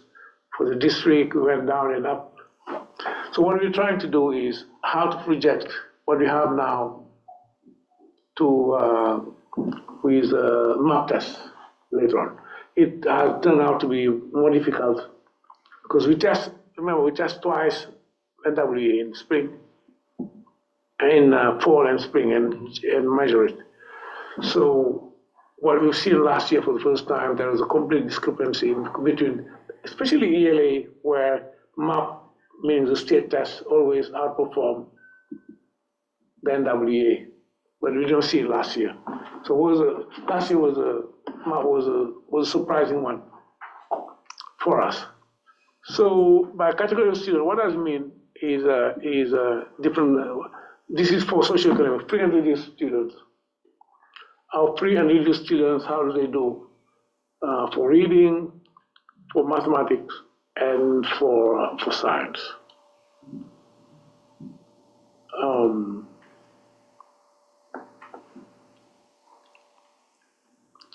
And this is for our English language learners. Our English language learners population increase, of course, and then especially in high school, we have also a little bit more, but mainly in elementary also we have more English language learners. We used to have 2%, I think now we are at 4.5 or 5%. So what happened last year? There were a big bug across the board. It may not be the same students, but just like maybe the same students, depending on how many kids you are having in third grade, arrive in third grade, and those who are exiting, because at some point, if you get to a certain level, you're exiting. So what we want is where they are now, and then in the spring, we want to see an increase and see how our English language learners are doing. That's what we want to do.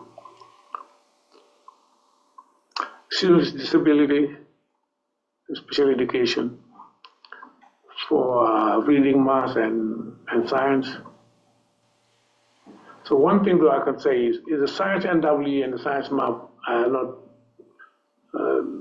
it's still, there's some discrepancies within there. Historically, that's what we've seen. And by cultural student is, what it means is, today's 8th grader, how did they do when they was in 7th grade, when they was in 6th grade, when they was in 5th grade, 5th grade, and down. We're seeing how they progress from now. So don't pay attention to colors. The colors are the years, because I know it can be confusing. But each color there, you see over there, 2005, 4 is this year, last year, the year before, and the year before, 4 years. How did these kids do? On the left side are the 2nd grade, this year 3rd grade. This year's 3rd grade in the fall, where they were when they were testing 2nd grade in reading. You see the gray one left side and the yellow orange one. So these 3rd graders were at 47%, and then this year they are 65%. Okay. So here is 4th grade, how they did it in the year before and the year before. And this is 5th grade, they went down, went up, as you see, year before, 2004, 2004, and where they were before. And then we get to 6th grade here, is their progressions, and 7th grade, and last but not least, is 8th grade in reading. I know it may be confusing, I hope everyone understand what it is so. This is math, how they progress over the years.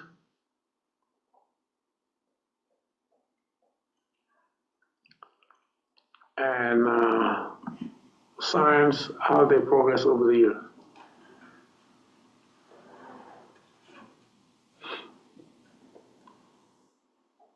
Any question about the cohort? Yes, or about anything? Not the cohort, just overall, I think we're still seeing that our Black students are still performing so much lower, so that's very true. And when you have that, what we're looking into, number one, of course, teaching effectiveness. How do our teaching there? That's number one to look at.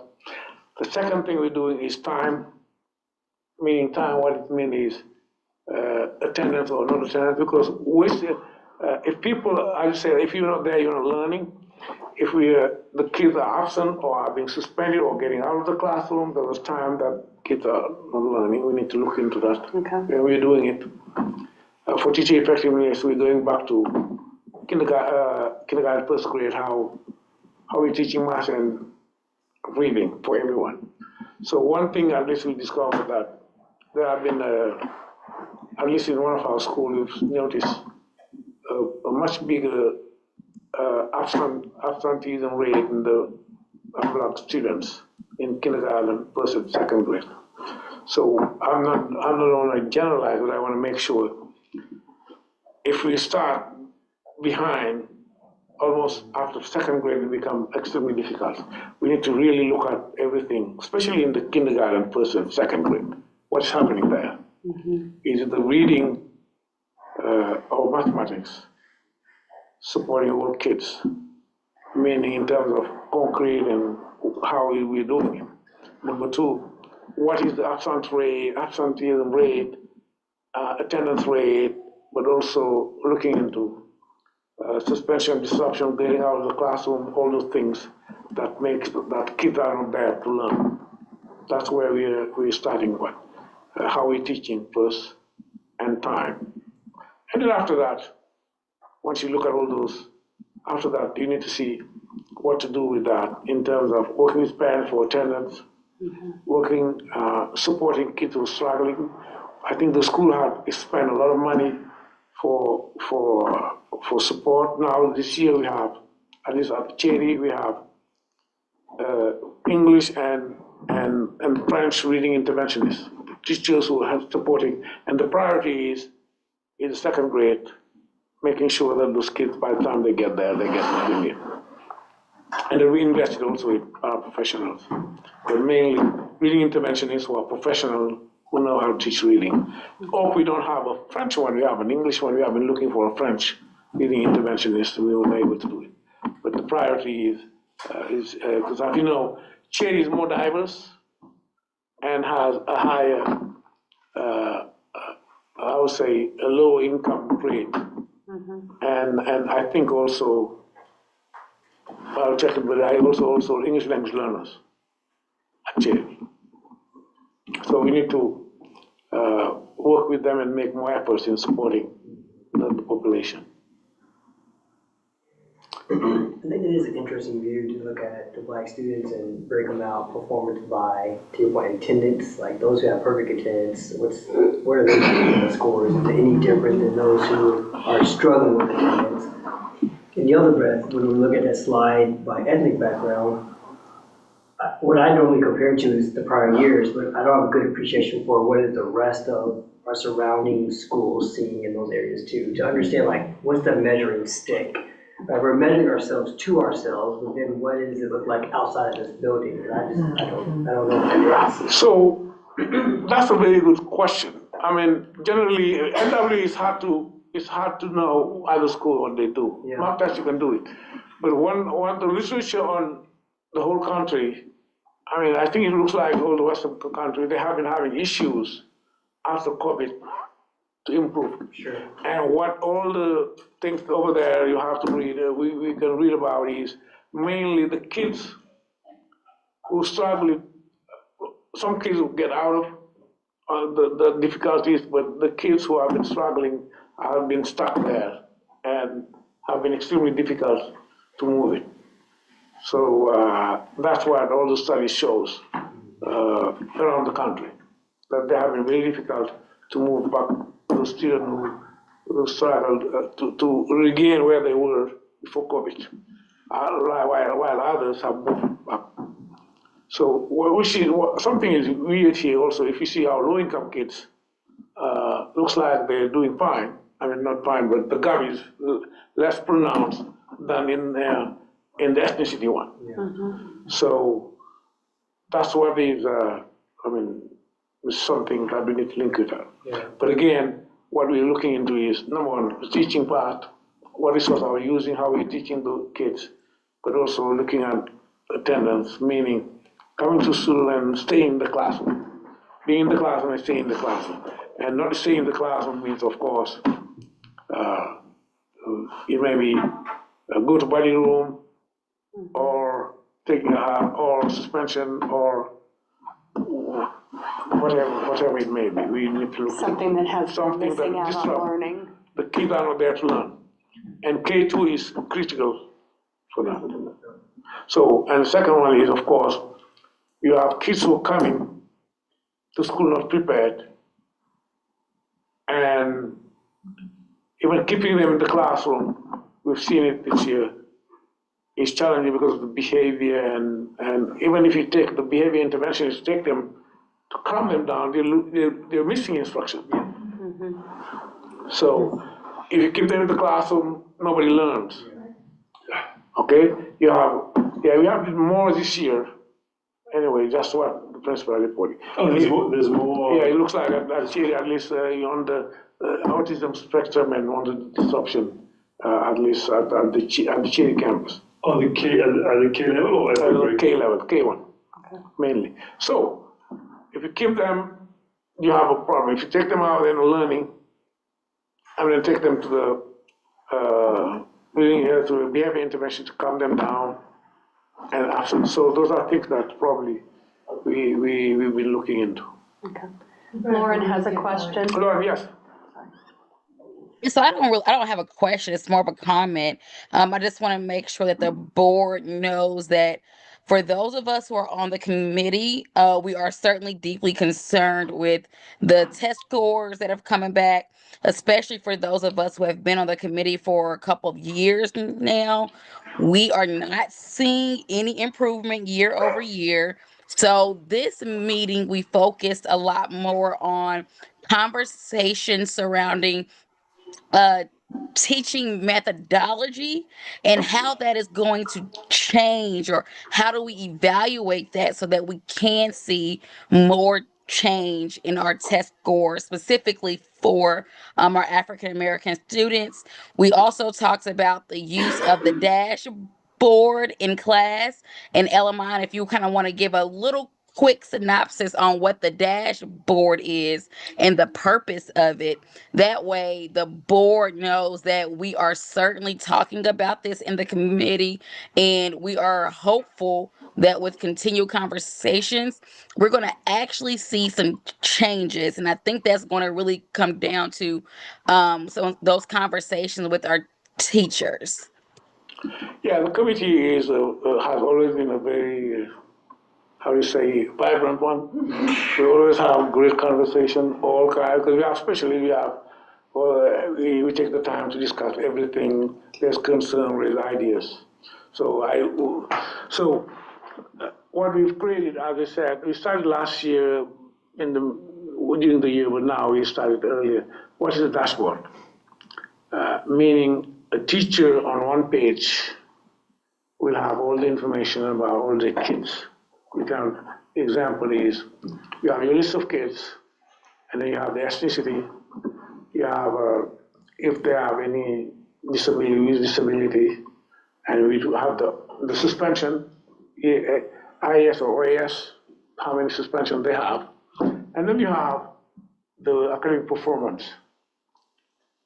How do they do in French, math, science, in the classroom grading, and how they do with NWA, and how they do with the MAP test.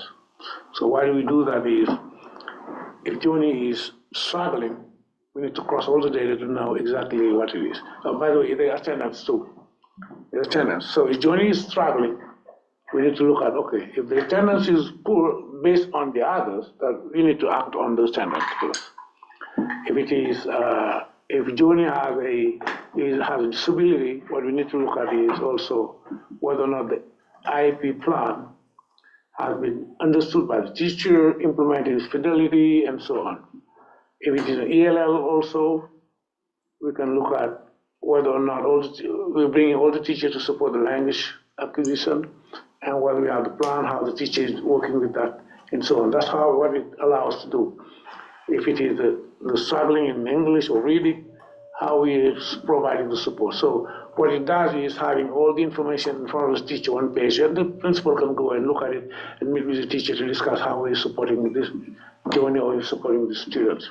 It allows to have all the information on one page, and being able to cross the data and say, okay, if Johnny is struggling, it might be build hypothesis, say it might be because of the attendance, because of the IEP, or because of the ELL, or discipline. So that's what we're trying to do to come up with that. I do think that's good from understanding your outliers, but I think about how we've been going outside and bringing people in to help us with things that we're just not as proficient in. Is this an area that we would consider, is there a consulting group that can help us understand the methodologies that are most effective for our different groups? I don't know, just throwing it out there. When I hear Lauren say it's been a couple of years and we're not seeing what we want to see, but do we have what we need in-house to get to where we want to go, or do we need to solicit some outside help to bring it in, Well, again, that's a great question.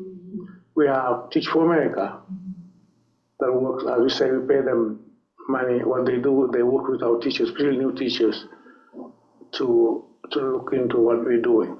At the same time, we have, in terms of training, of working together with other teachers to see how to improve it. So, as for especially for the training, so we have our consistent budget for professional development and using our teacher for training for the best organization. Like we're planning to send teachers also to the Council of Mathematics Conference to learn how to do it. We have teachers who are doing reading, because reading is more only the science of reading, our reading interventionists. So what we're trying to do is making sure that it's being implemented in K2. So, but remember, I just said it, this is unfortunately a national problem. I have not seen, it's a national problem.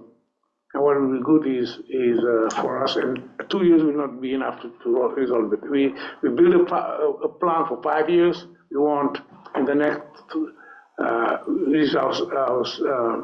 this we're entering our third year. We set in our 5 years where we want to be. And then what it means is we need to look into that, including bringing a specialist to help us do that.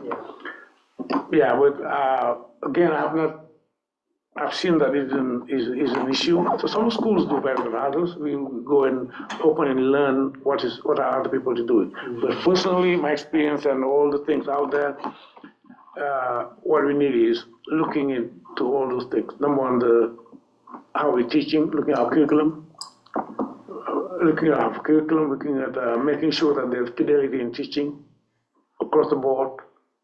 So we have new teachers coming from all over the world, and then you need to have a teaching culture in our school. This is how we do business. Like in the medical field, I'm sure they coded everything, scripted. This is how we do things, and this is how we follow it. And that's something that needs to happen and clear that we're not into the when I say liberalism in terms of teaching, but this is how we teach reading, because this is what the science do. So that's something we're working on. You brought up a really good point, and that was, you brought up several really good points, but one is about attendance, and research shows attendance matters, and that I think that's hard to get across to parents how important that is, but attendance matters.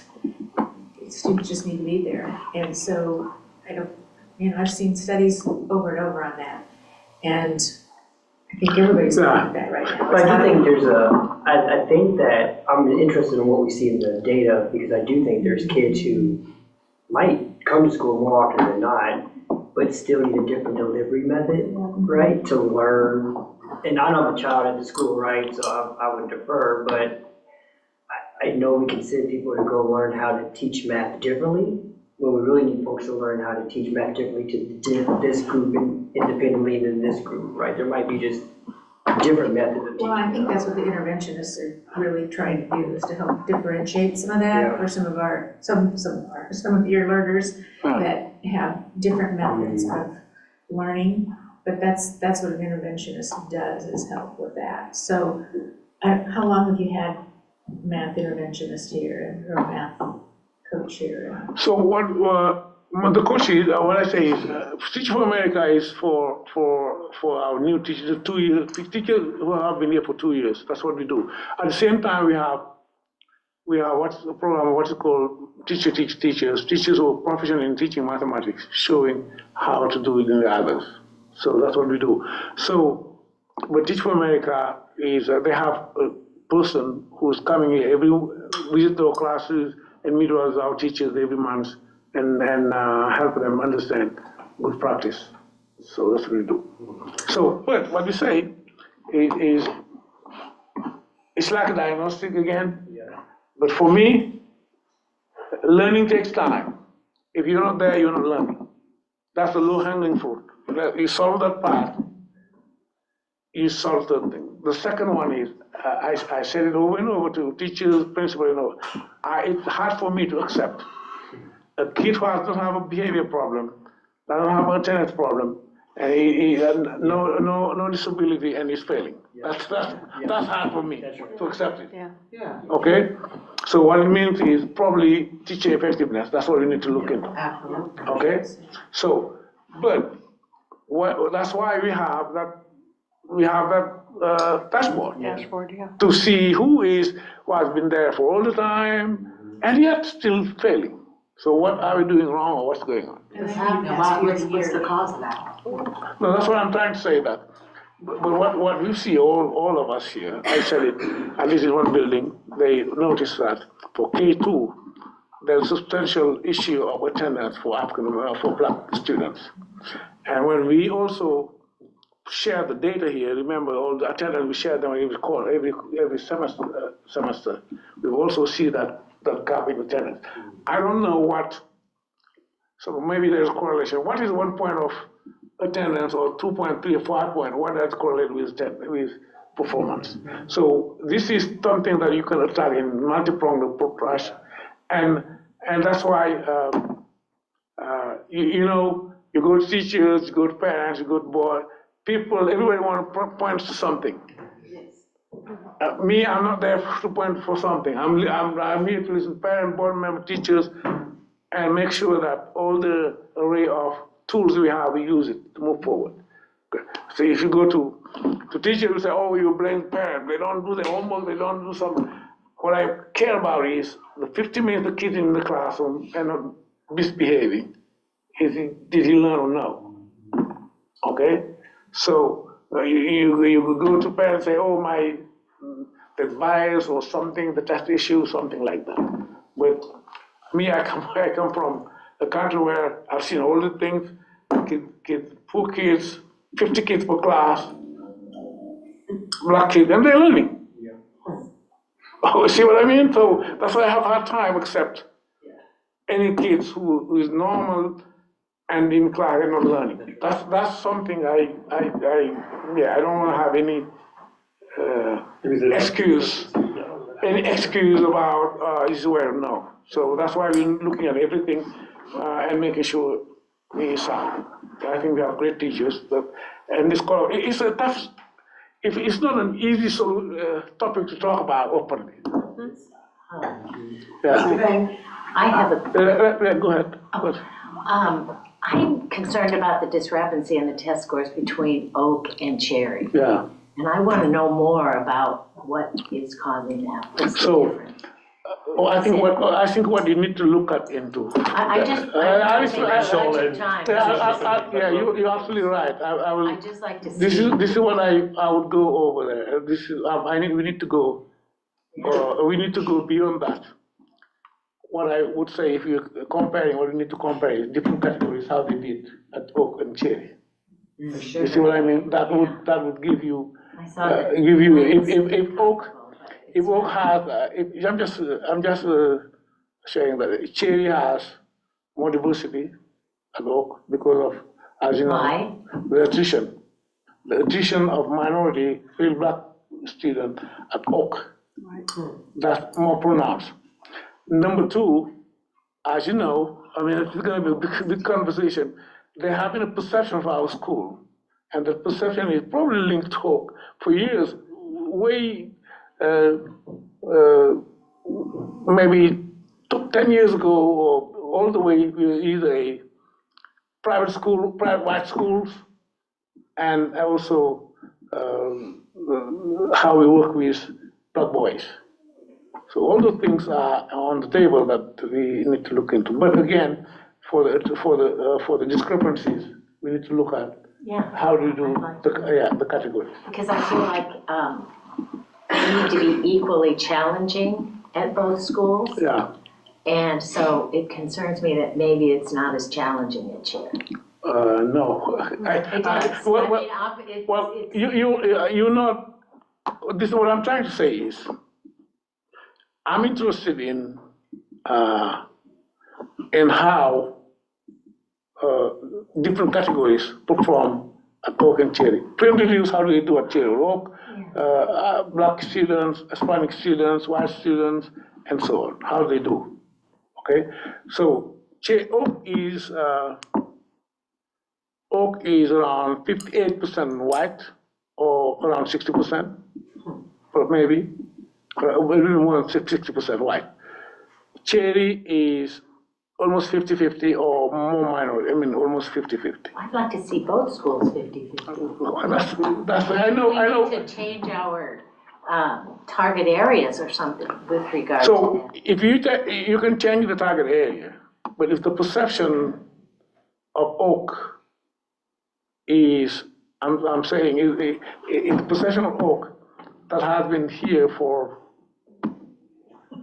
10 years or more is white private schools, okay? And there's belonging. Well, that's going to continue to happen if we continue to be 60-40 in Oak. It should be 55-45. Okay. Maybe that's something that our committee needs to look into and see how to work on to resolve that issue. Yes. Our committee probably is one of the things, how do we make sure, we need to look into that, how do we make sure that the minority balance. But you also have to retain them, because if you had retained, the balance wouldn't be that far off. The thing is, the interesting thing is, of course, when we do our lotteries, it worked out. But that's something probably our committee need to really focus on, maybe the rest of the school year and look into Because that. it's like a trend, it seems to me, that there was a trend with test scores, with cherry versus oak, and it's not a good trend. Well. Anyway, Okay. you know me and that. But this is a good question. I'll go and look at all the things and provide more answer on that one, so that you can see exactly what you're talking about, okay? For the NWA, we look at different grade level, how they did, and so on. So you can look at it. So I'll put it somewhere and send it to you, or send it to the board, you can look at it. Appreciate it. That'd be good. Mr. Bain, I Yes. had a comment if I might. I remember one time before I asked about, performance by the different ethnic groups. And I know that it was said that, it seems like everybody points a finger and no one can come up with a solution because it's such a complex solution. In America, so many years of inequity, and I am wondering, I remember that one of the things that you mentioned, which is was very encouraging, was the fact that there were, with the teachers, not all of the teachers, but that with the teachers, we're talking about coming from all over the world, that it may have been almost when my mom was raised. The kids sat, they stand, they address, this is not, the American way. So when someone is, just speaking out, or definitely they need to be called down, but if you have only been trained in a cocoon, then anybody that's outside of it looks like they are just out of control when they really aren't, but they have not seen it. So we talked about cultural differences, and that the new teachers were being acculturated, that there are some things that no one wants mass chaos in a room where no one will learn, but that definitely there is the expectation, like if you've only seen, I stand and I wait to be addressed and I do, that's not the American way. That's not what we want almost for our children, to be robotic. We don't want them to be, out of control. We do not want robots. And the second thing I referenced my tallness of stature when I was at at a school that was an alternative school. I was really blessed, but everyone had thought they're just going to be cranes. But the kids, you build relationships, and it's one kid at a time. It's showing them that you respect them, and I mean, I was just blessed. They had been having, several fights a week. First week I was there, it was a fight, and then for like 7 or 8 months, nothing. That's great. And so I think that there is some effectiveness, that the class has to be challenging. There has to be a relationship with the teacher. There has to be effective teaching strategies. I just think, I think that if we can, and that is not blaming the teachers, but that is saying that the kids come, it is we that can modify without being afraid. We can still be in a And I would like to add that I don't know how we can do it, especially in this current climate, but I think that we can figure out a way to engage the students. I like to go with this idea, not about us, without us, because we keep on having this conversation over and over again, but we have to figure out a way to engage the students. And so I so happen to be in ownership of 2 Black boys, and the conversations I'm having with my 4th grader in regards to his successes and challenges in the classroom, and the conversations I'm having with my 7th grader in regards to his successes and challenges in the classroom is very clear, right? So if you heard the conversations that I get to have at home, and I'm going to interject them here because I understand it's not the format, but it's very clear. I mean, it's very, in my kids, I would argue that they do well enough, but their test scores have gone down, right? And so when I talked to my 4th grader about it, he absolutely has an answer for it. And so I really would like for us as a district, I don't know if we can do it as a school board, to figure out ways of having these conversations with these students. Maybe their personal little subgroups, maybe, I don't know, probably not a survey, but they actually have the answers. And I know this is not the format, but they have the answers. And we just had the parent-teacher conference. I sat down with his teacher. I sat down with him. He has the answer, as does his teacher. And his test scores are absolutely going down right now. And so I just think that we keep on doing this eagle-eye view when we can actually have these conversations with these Black boys, because they will talk back. I promise you they will. And so I just think we can get there. We can get there real fast if we just engage these little Black boys. And my kids, you know, everybody, you know what I'm saying? I'm really fond of them, but their test scores are going down right now. And so, and they will tell you exactly what's going on in the classroom. And I have these conversations with my boys, and I'm, you know, and they're challenging me to do certain things in the classroom. So I really think we can get there real fast by having those conversations with those Black boys. Well, that's a good idea. Again, I think we need to sit down and see how we can, with our committee, and engage with the principals and see what we can do. Lisa, you're saying that the conversation is about your kids explaining how wrong they're being taught, or is it a methodology, or is it? What they It is their experience in the classroom. What's that? Yeah, be the experience in the classroom. Yeah. Well, I just want to avoid having. That's why I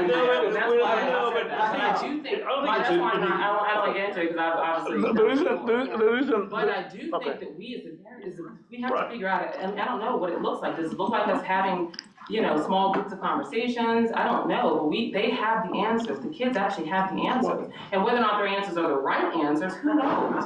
But I So the theory as to why they have the answers. They absolutely tell you exactly what's going on in the classroom. And my children love their teachers. They really do. Mm-hmm. But there's an experience that they're having in the classroom that I think if we could, because I get to have the conversation, they bring it home to me, but I don't get to have it here because of, you know, but we've got to have those conversations with those Black boys, and we have to create this safe space, especially with this administration. But again, I get the beauty of, I started on the diversity committee when my kid was in kindergarten, which means the conversation changes over the years. But I just so happen to have 2 Black boys, and their experiences in the 7th grade versus the 4th grade now are absolutely identical. So they have the answers, and I just think that we have to be, as a district, intentional about connecting there. And so that we can figure out how to, again, they're all kids, so you have to eat the meat, spit out the bones, but they absolutely have the answer. Well, again, I think it's not, in my opinion, it's not one answer. There are different answers that we need to look at, different issues. We need to look into and bring it, including the perspective of the Black boys, their perspective or their perception.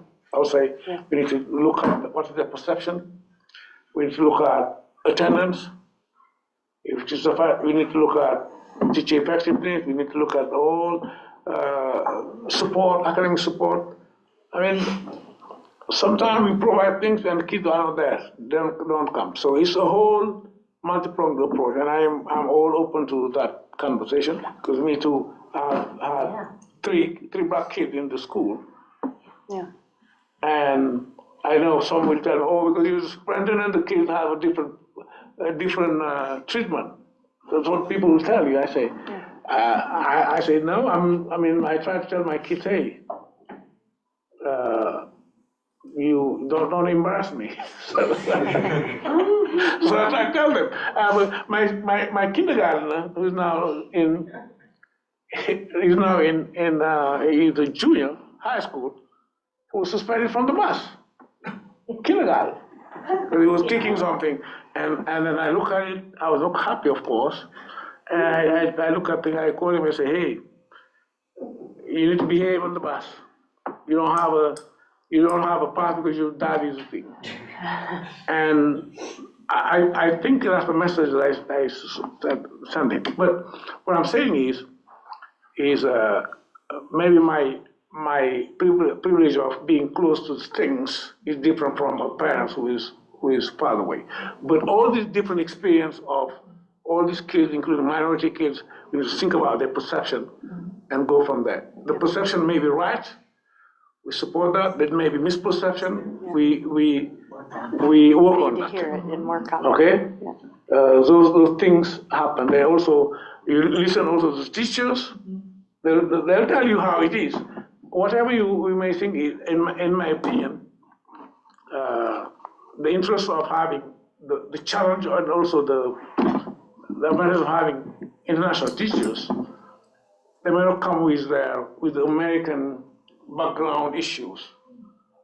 If me, I'm a teacher, I see all these kids, I say, okay, they all can learn, and I'm gonna help them all here, as opposed to other things. But anyway, I think what you said is extremely important, that we need to look into all those things, and then how to do that, how to organize it without creating, you know what I mean? How will you can tell me after, if you have an idea how we can do that. Well, I think maybe just like a focus group, like we pick a random set of 5, 6, 7 kids and then put them in a room with a kind of neutral person, and you may get not great things out of it, but you may see a pattern. I think it's worth exploring. Well, yeah. Or not, but it's worth trying. So by somebody that's not specifically at the school. Yes. So they feel intimidated. Right, somebody that they feel Yeah. comfortable You don't talking want to. to have such a large focus group that's going to cause dissension Yeah. like that. But you want opinions, so. I think so. you know, I think the reason I'm saying it's not an easy thing is I don't think just a focus group for category is enough. It would be better to triangulate. You have focus group for group category with parents, with teachers, and you talk to the administration and look at things. So you can triangulate and say what it is, because its perception may be the same as a teacher, maybe the same as the parents, or the differences, and you can see why you have these discrepancies. That's why I'm saying a focus group for black boys, and not doing focus group for your teachers and for parents may not be the complete solution. All I'm trying to say.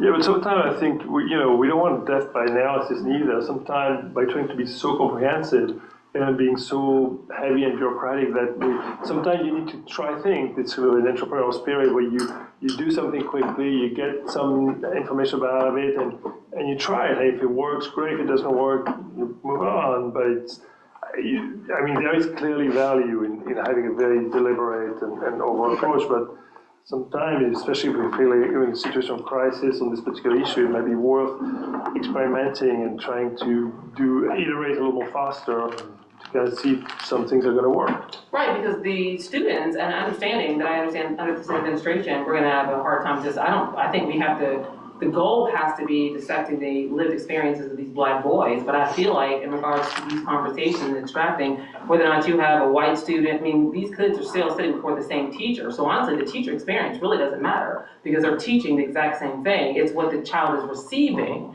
and I think it'd be interesting to, obviously the focus would be figuring out these numbers, but we really did we still need the data from the other students as well because they're being taught by the same teacher, but they're experiencing having a different experience with the same teacher. So again, I don't know what it looks like in the education space because obviously working corporate, it'd be easy to send out a survey and require people to fill it out, but I don't know what that looks like. But I do think we have to get there. We have to get to the place where we're hearing their voice and getting purview into their lived experiences in these classrooms. Because again, my experience, my children actually enjoy their teachers, right? So there are other things going on that they feel like are different, but they actually like their teachers. They're fans of their teachers.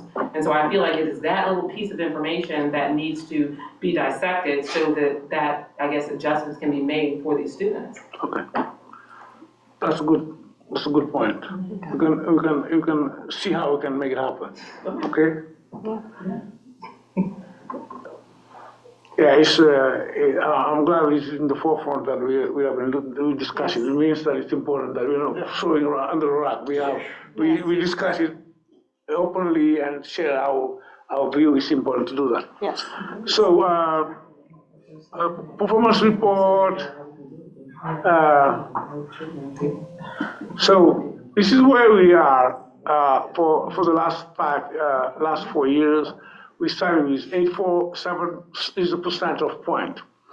87.4, 87.3, 89.8, and we came down to 84.4 this year. And mainly, of course, if you get here, if you then mention that there's an issue of growth that you're having, as the kids growing. That's the main reason we have this thing, is the growth point that we lost there, not the status point. The status point is how high is your test scores compared to the state, but how well all your categories of students are growing. So that's where we have here. So we've lost point on growth, number one, but also on few things that are low-hanging fruit that we could have taken, like follow-up of our graduates. We have 0 out of 4 there, point. Meaning, in high school, you need to follow your graduates. We didn't do that where they are, what they're doing. You guys have to do the 180-day, do you do the 180-day survey? No. So we knew we need to go back and do all those things. Now we have somebody who is in charge of career and college, would be in charge of doing this. And then a couple of points of attendance there. But mainly what we need to go is the growth is different categories of students, how they move forward. So that's one thing, because the test scores we had in 2020 is not the same as the one we have. It was the first time we went down for the first time in how many years. So we need to look into that, why. And it was not announced by the NWA. I told you the NWA spring, in my opinion, showed we're just doing fine. So for the first time we have this discrepancy, especially English language art. So that's the reason why we went down here. Yeah. Again, this is the annual performance report, which means that you need to be at 70, I think, to be accredited. 70 is the accreditation, 70%. So, and then we have been there, and we went to 98 is accreditation with distinction. Yeah. So that's where I want to get back to. But again, mainly is the growth point and a few other points that we could have received. So know also that, of course, things like science in the high school have been challenging because, you see, as I said, depending on your high school or how it works, it have been challenging. But one thing I've seen less achievement gap in the high school level than in the lower school. That's what I can say. There's was less achievement gap in high school for English and math than in the lower grade. So. Yes. So on this and then the discussion we just had, there's a lot of, now that you have all this data, there's a lot that you're going to be looking into. And like who's analyzing all of this data and who's looking, do you have any outside help? Is it? We have been doing it. We have been doing it ever since the map test. We have Bruce, who is our data guy. Yeah, okay. He did a training with our principals that now better understand all the aspects of the test, including the item analysis, how we did for each item. Okay. And what's the percentage and compare with the state. So we have now better understanding of what item we was tested and what percentage we had. And the same thing is being shared with the teachers. Okay. So we have people who are really working hard on the data and looking into that, everything aspect. All right. Yeah. It's 8:30, so. But I told you we have been there, and I think we'll get back up to where we used to be. Success is like that. It's not only all the way there. Sometimes we come down, sometimes we go up. Yeah. That's where we want to go up again. Up, yes. So it's 8:30, I'm gonna go through, man, we didn't think it would take this last time. But we were every saying, single- yes. Every single point take longer than we thought it would. Well, I think it was a discussion. It was It's good. Yes. That's fantastic. No, it was great Very discussion. good discussion for the foundation and for the other, everyone, it was good. But, it means that the board is doing what needs to be done. It's this kind of open discussion and talking about things, uncomfortable things or comfortable things. So, for the recognition, Caroline Court and Jenny Lai, those are our two, those are two team, intervention team. I told you, one is French, one is English reading intervention at Cherry. Caroline Court is a veteran teacher who moved to the newly created French reading intervention position. She was a first grade teacher at our school for the last, I would say, more than 5 years. Jenny Lai just joined our team. Cherry, the English reading interventionist, it's her second week. Prestige Choices we're delighted to have a new social worker at Oak. From day one, she has seamlessly integrated with our staff and is making a positive impact with students, teachers, and families alike. Her dedication, professionalism, and warm presence have already enriched our school community, and we are thrilled to have her on board. Last week, Friday, I went there at Oak and I had a great conversation with vice principal, social worker, and the behavior interventionist around this same question we're talking about. It was really interesting to have a discussion.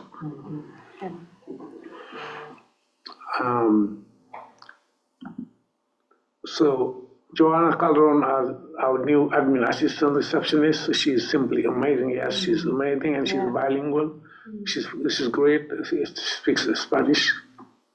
She's a shining example of professionalism, great work ethics, and dependability.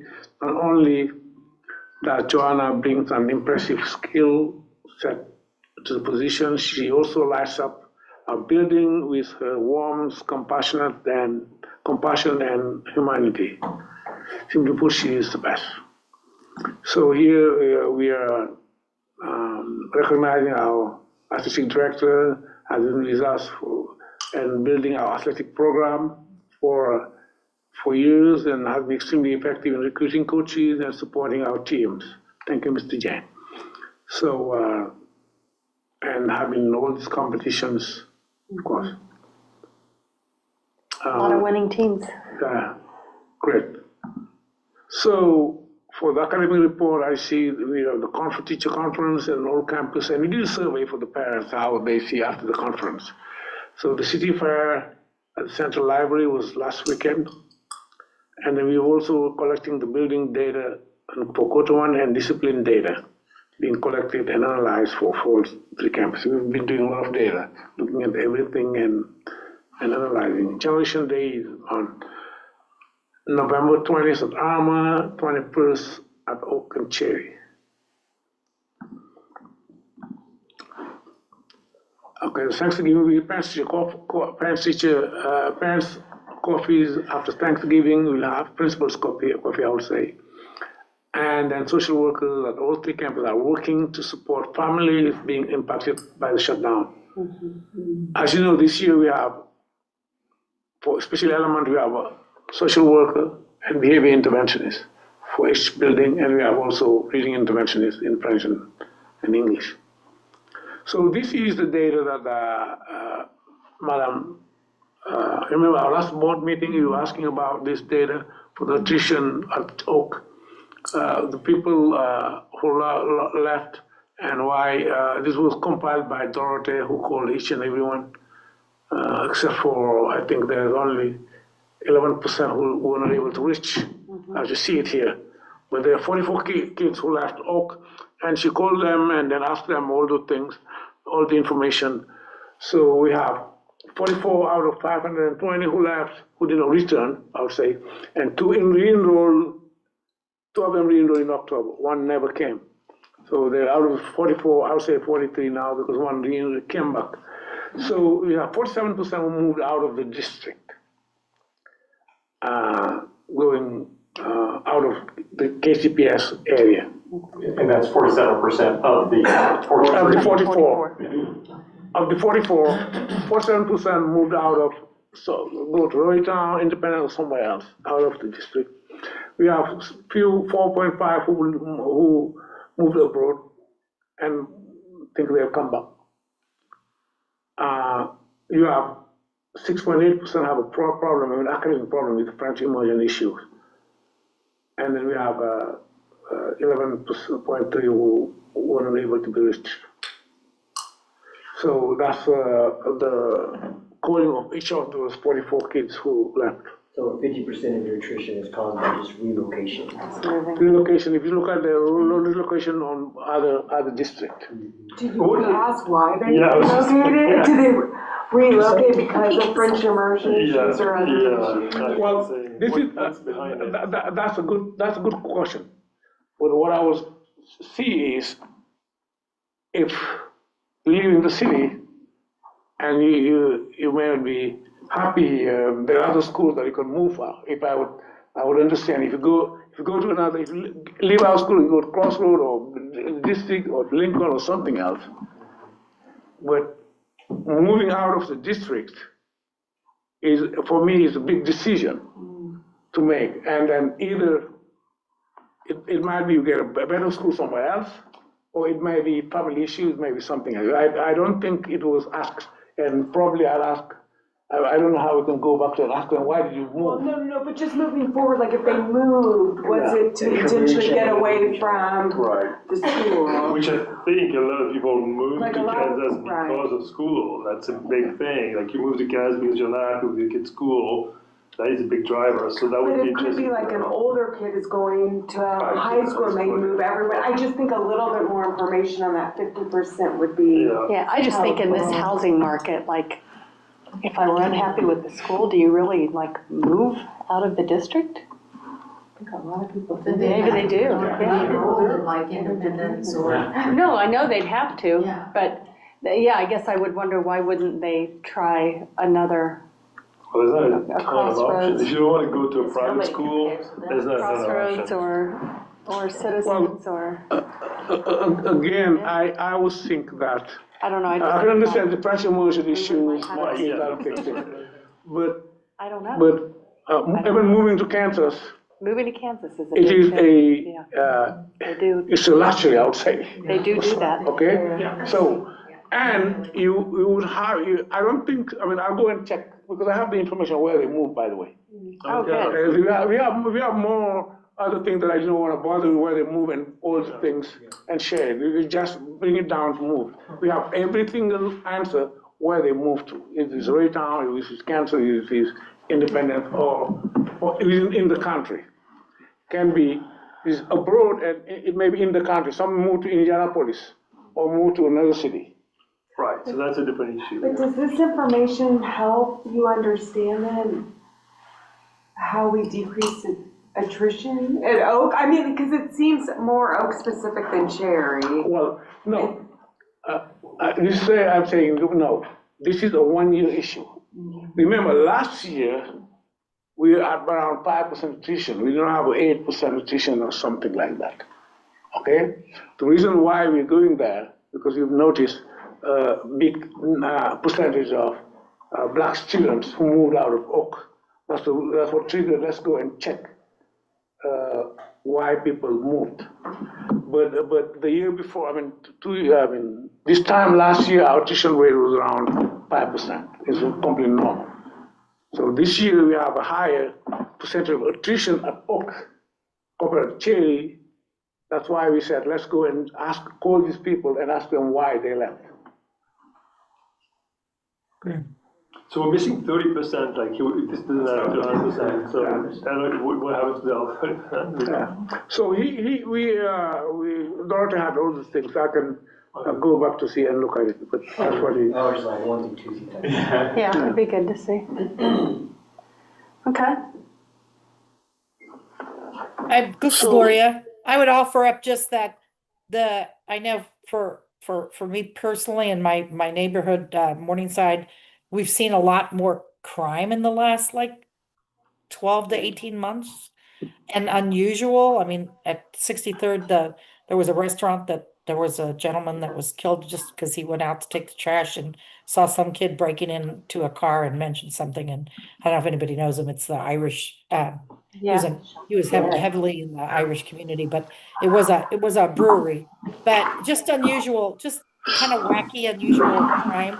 So yeah, murder on 63rd Street. There was several break-ins around the Waldo area and stuff. And I don't know, I don't know how much of the families were Brookside families or thereabouts or Waldo families, but there just has been a rash behind me on the Morningside. There's been 5 or 6 car break-ins or car stealings, and I would say unusual crime. I've lived here for 6 years, and it's just the last 18 months has been really more concerning, is what I would say. Yeah. We'll have people move. If I was raising a young Have you seen family, I would be movement? concerned. Yeah. You're in the real estate. Have you seen any movement of people? No. Not in Hyde Park. Okay. We're used to crime. Okay. So, I don't get scared and run, Gloria. Yeah. Again, we the admission department also has done something like that. Also looking at especially the kids, the people who were chosen for our lottery and went somewhere else. We look at it also, but it's more of almost everywhere. Kids who chose another school, so we look into that, and it's almost everywhere. 2 here, 1 here. The biggest one is the 4 kids who went there. So we were thinking of one particular school kids or wanted to go, especially if they want to do Spanish instead. I would say, okay, we'll have more going, but it's not what we've seen in the number of kids who were chosen by a lottery and chose to go to another school. And many of them went to much lower performing schools. But again, this is probably the culture, and that's belonging. That's where they feel better. That may be that. Or where their friends are going. Right. Yeah. Absolutely. Okay. Okay. So this is, of course, operations, fire infection pass, and we ordered 2 buses. Remember the depreciation buses? We ordered them. We have been short of buses, some issues. So this is for our electrical buses. We have new poles already installed there. Hopefully by September next year, we'll have all our buses. Now, this is a replacement of NWAA that you were talking about. The problem we have here is NWAA did not meet the requirement of DESE for reading, the test of the reading assessment for kindergarten to 3rd grade. So we were giving 1 more year to choose another reading assessment tool, either iReady or STAR. Most people I talk to recommend one of them. So we are linking into that. Now, DESE is going to publish a new list of accepted reading assessment tools. NWA may be back that, but in December we'll have a new reading list. We may not have to change it, but depending. So one needs to be done. Otherwise, we'll have to choose between iReady and STAR for next year. You will not be having the NW. Unfortunately, we will not be able to do the comparison year to year. But that's what's going to happen. So some of our leadership team members recommend to use one of those iReady or STAR for K3, and use NWA for upper grades, because iReady and STAR, neither of them have, I think, the science test or test for high school. So those are issues that we're looking into. And the DESE issue is only through K3 for reading assessment tool. Okay. Well, it'd be nice to have the continuity of NWA. Yeah. So that's what we're looking into, whether or not we'll segment it to K2, K3, iReady or STAR, and then the rest. Yeah. And we'll see use all iReady all the way to 8th grade. But I think iReady does not test science. And yeah. So that's one of the issues we have. But I've heard very good feedback about this test. Okay. Good. All right, my report is only really Kelly's report, which is just that the committee formerly known as DEI is reconvening, and we'll kind of figure out the naming and Right, we the meet mission. on, next Tuesday, we're gonna meet and try to decide on, a new name. So I have the information Michelle, sent, in regards to possible name changes and things like that. And we'll kind of discuss kind of what our look ahead is and some things we can kind of help or support, Mr. Edwards. With the same mission. With the same Yes. mission, absolutely. Yeah. I think Dana is here. Dana, are you Yes. still here? Yes, Dana is here. Okay. Wake up, Dana. 10 minute So- closed session maximum. So, I'm sorry, we do need to go into closed session. It will be a short 10 minutes maximum, just to update on a legal issue. So we'll do a roll call vote out of open session, and I'm gonna start with Lauren.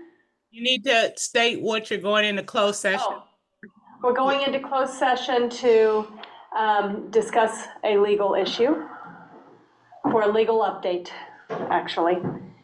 So roll call, Lauren? Yes. Can I interrupt a second? My computer died, so could I get a pen so I can take notes? Oh, yes. So I know I'm gonna have a pen.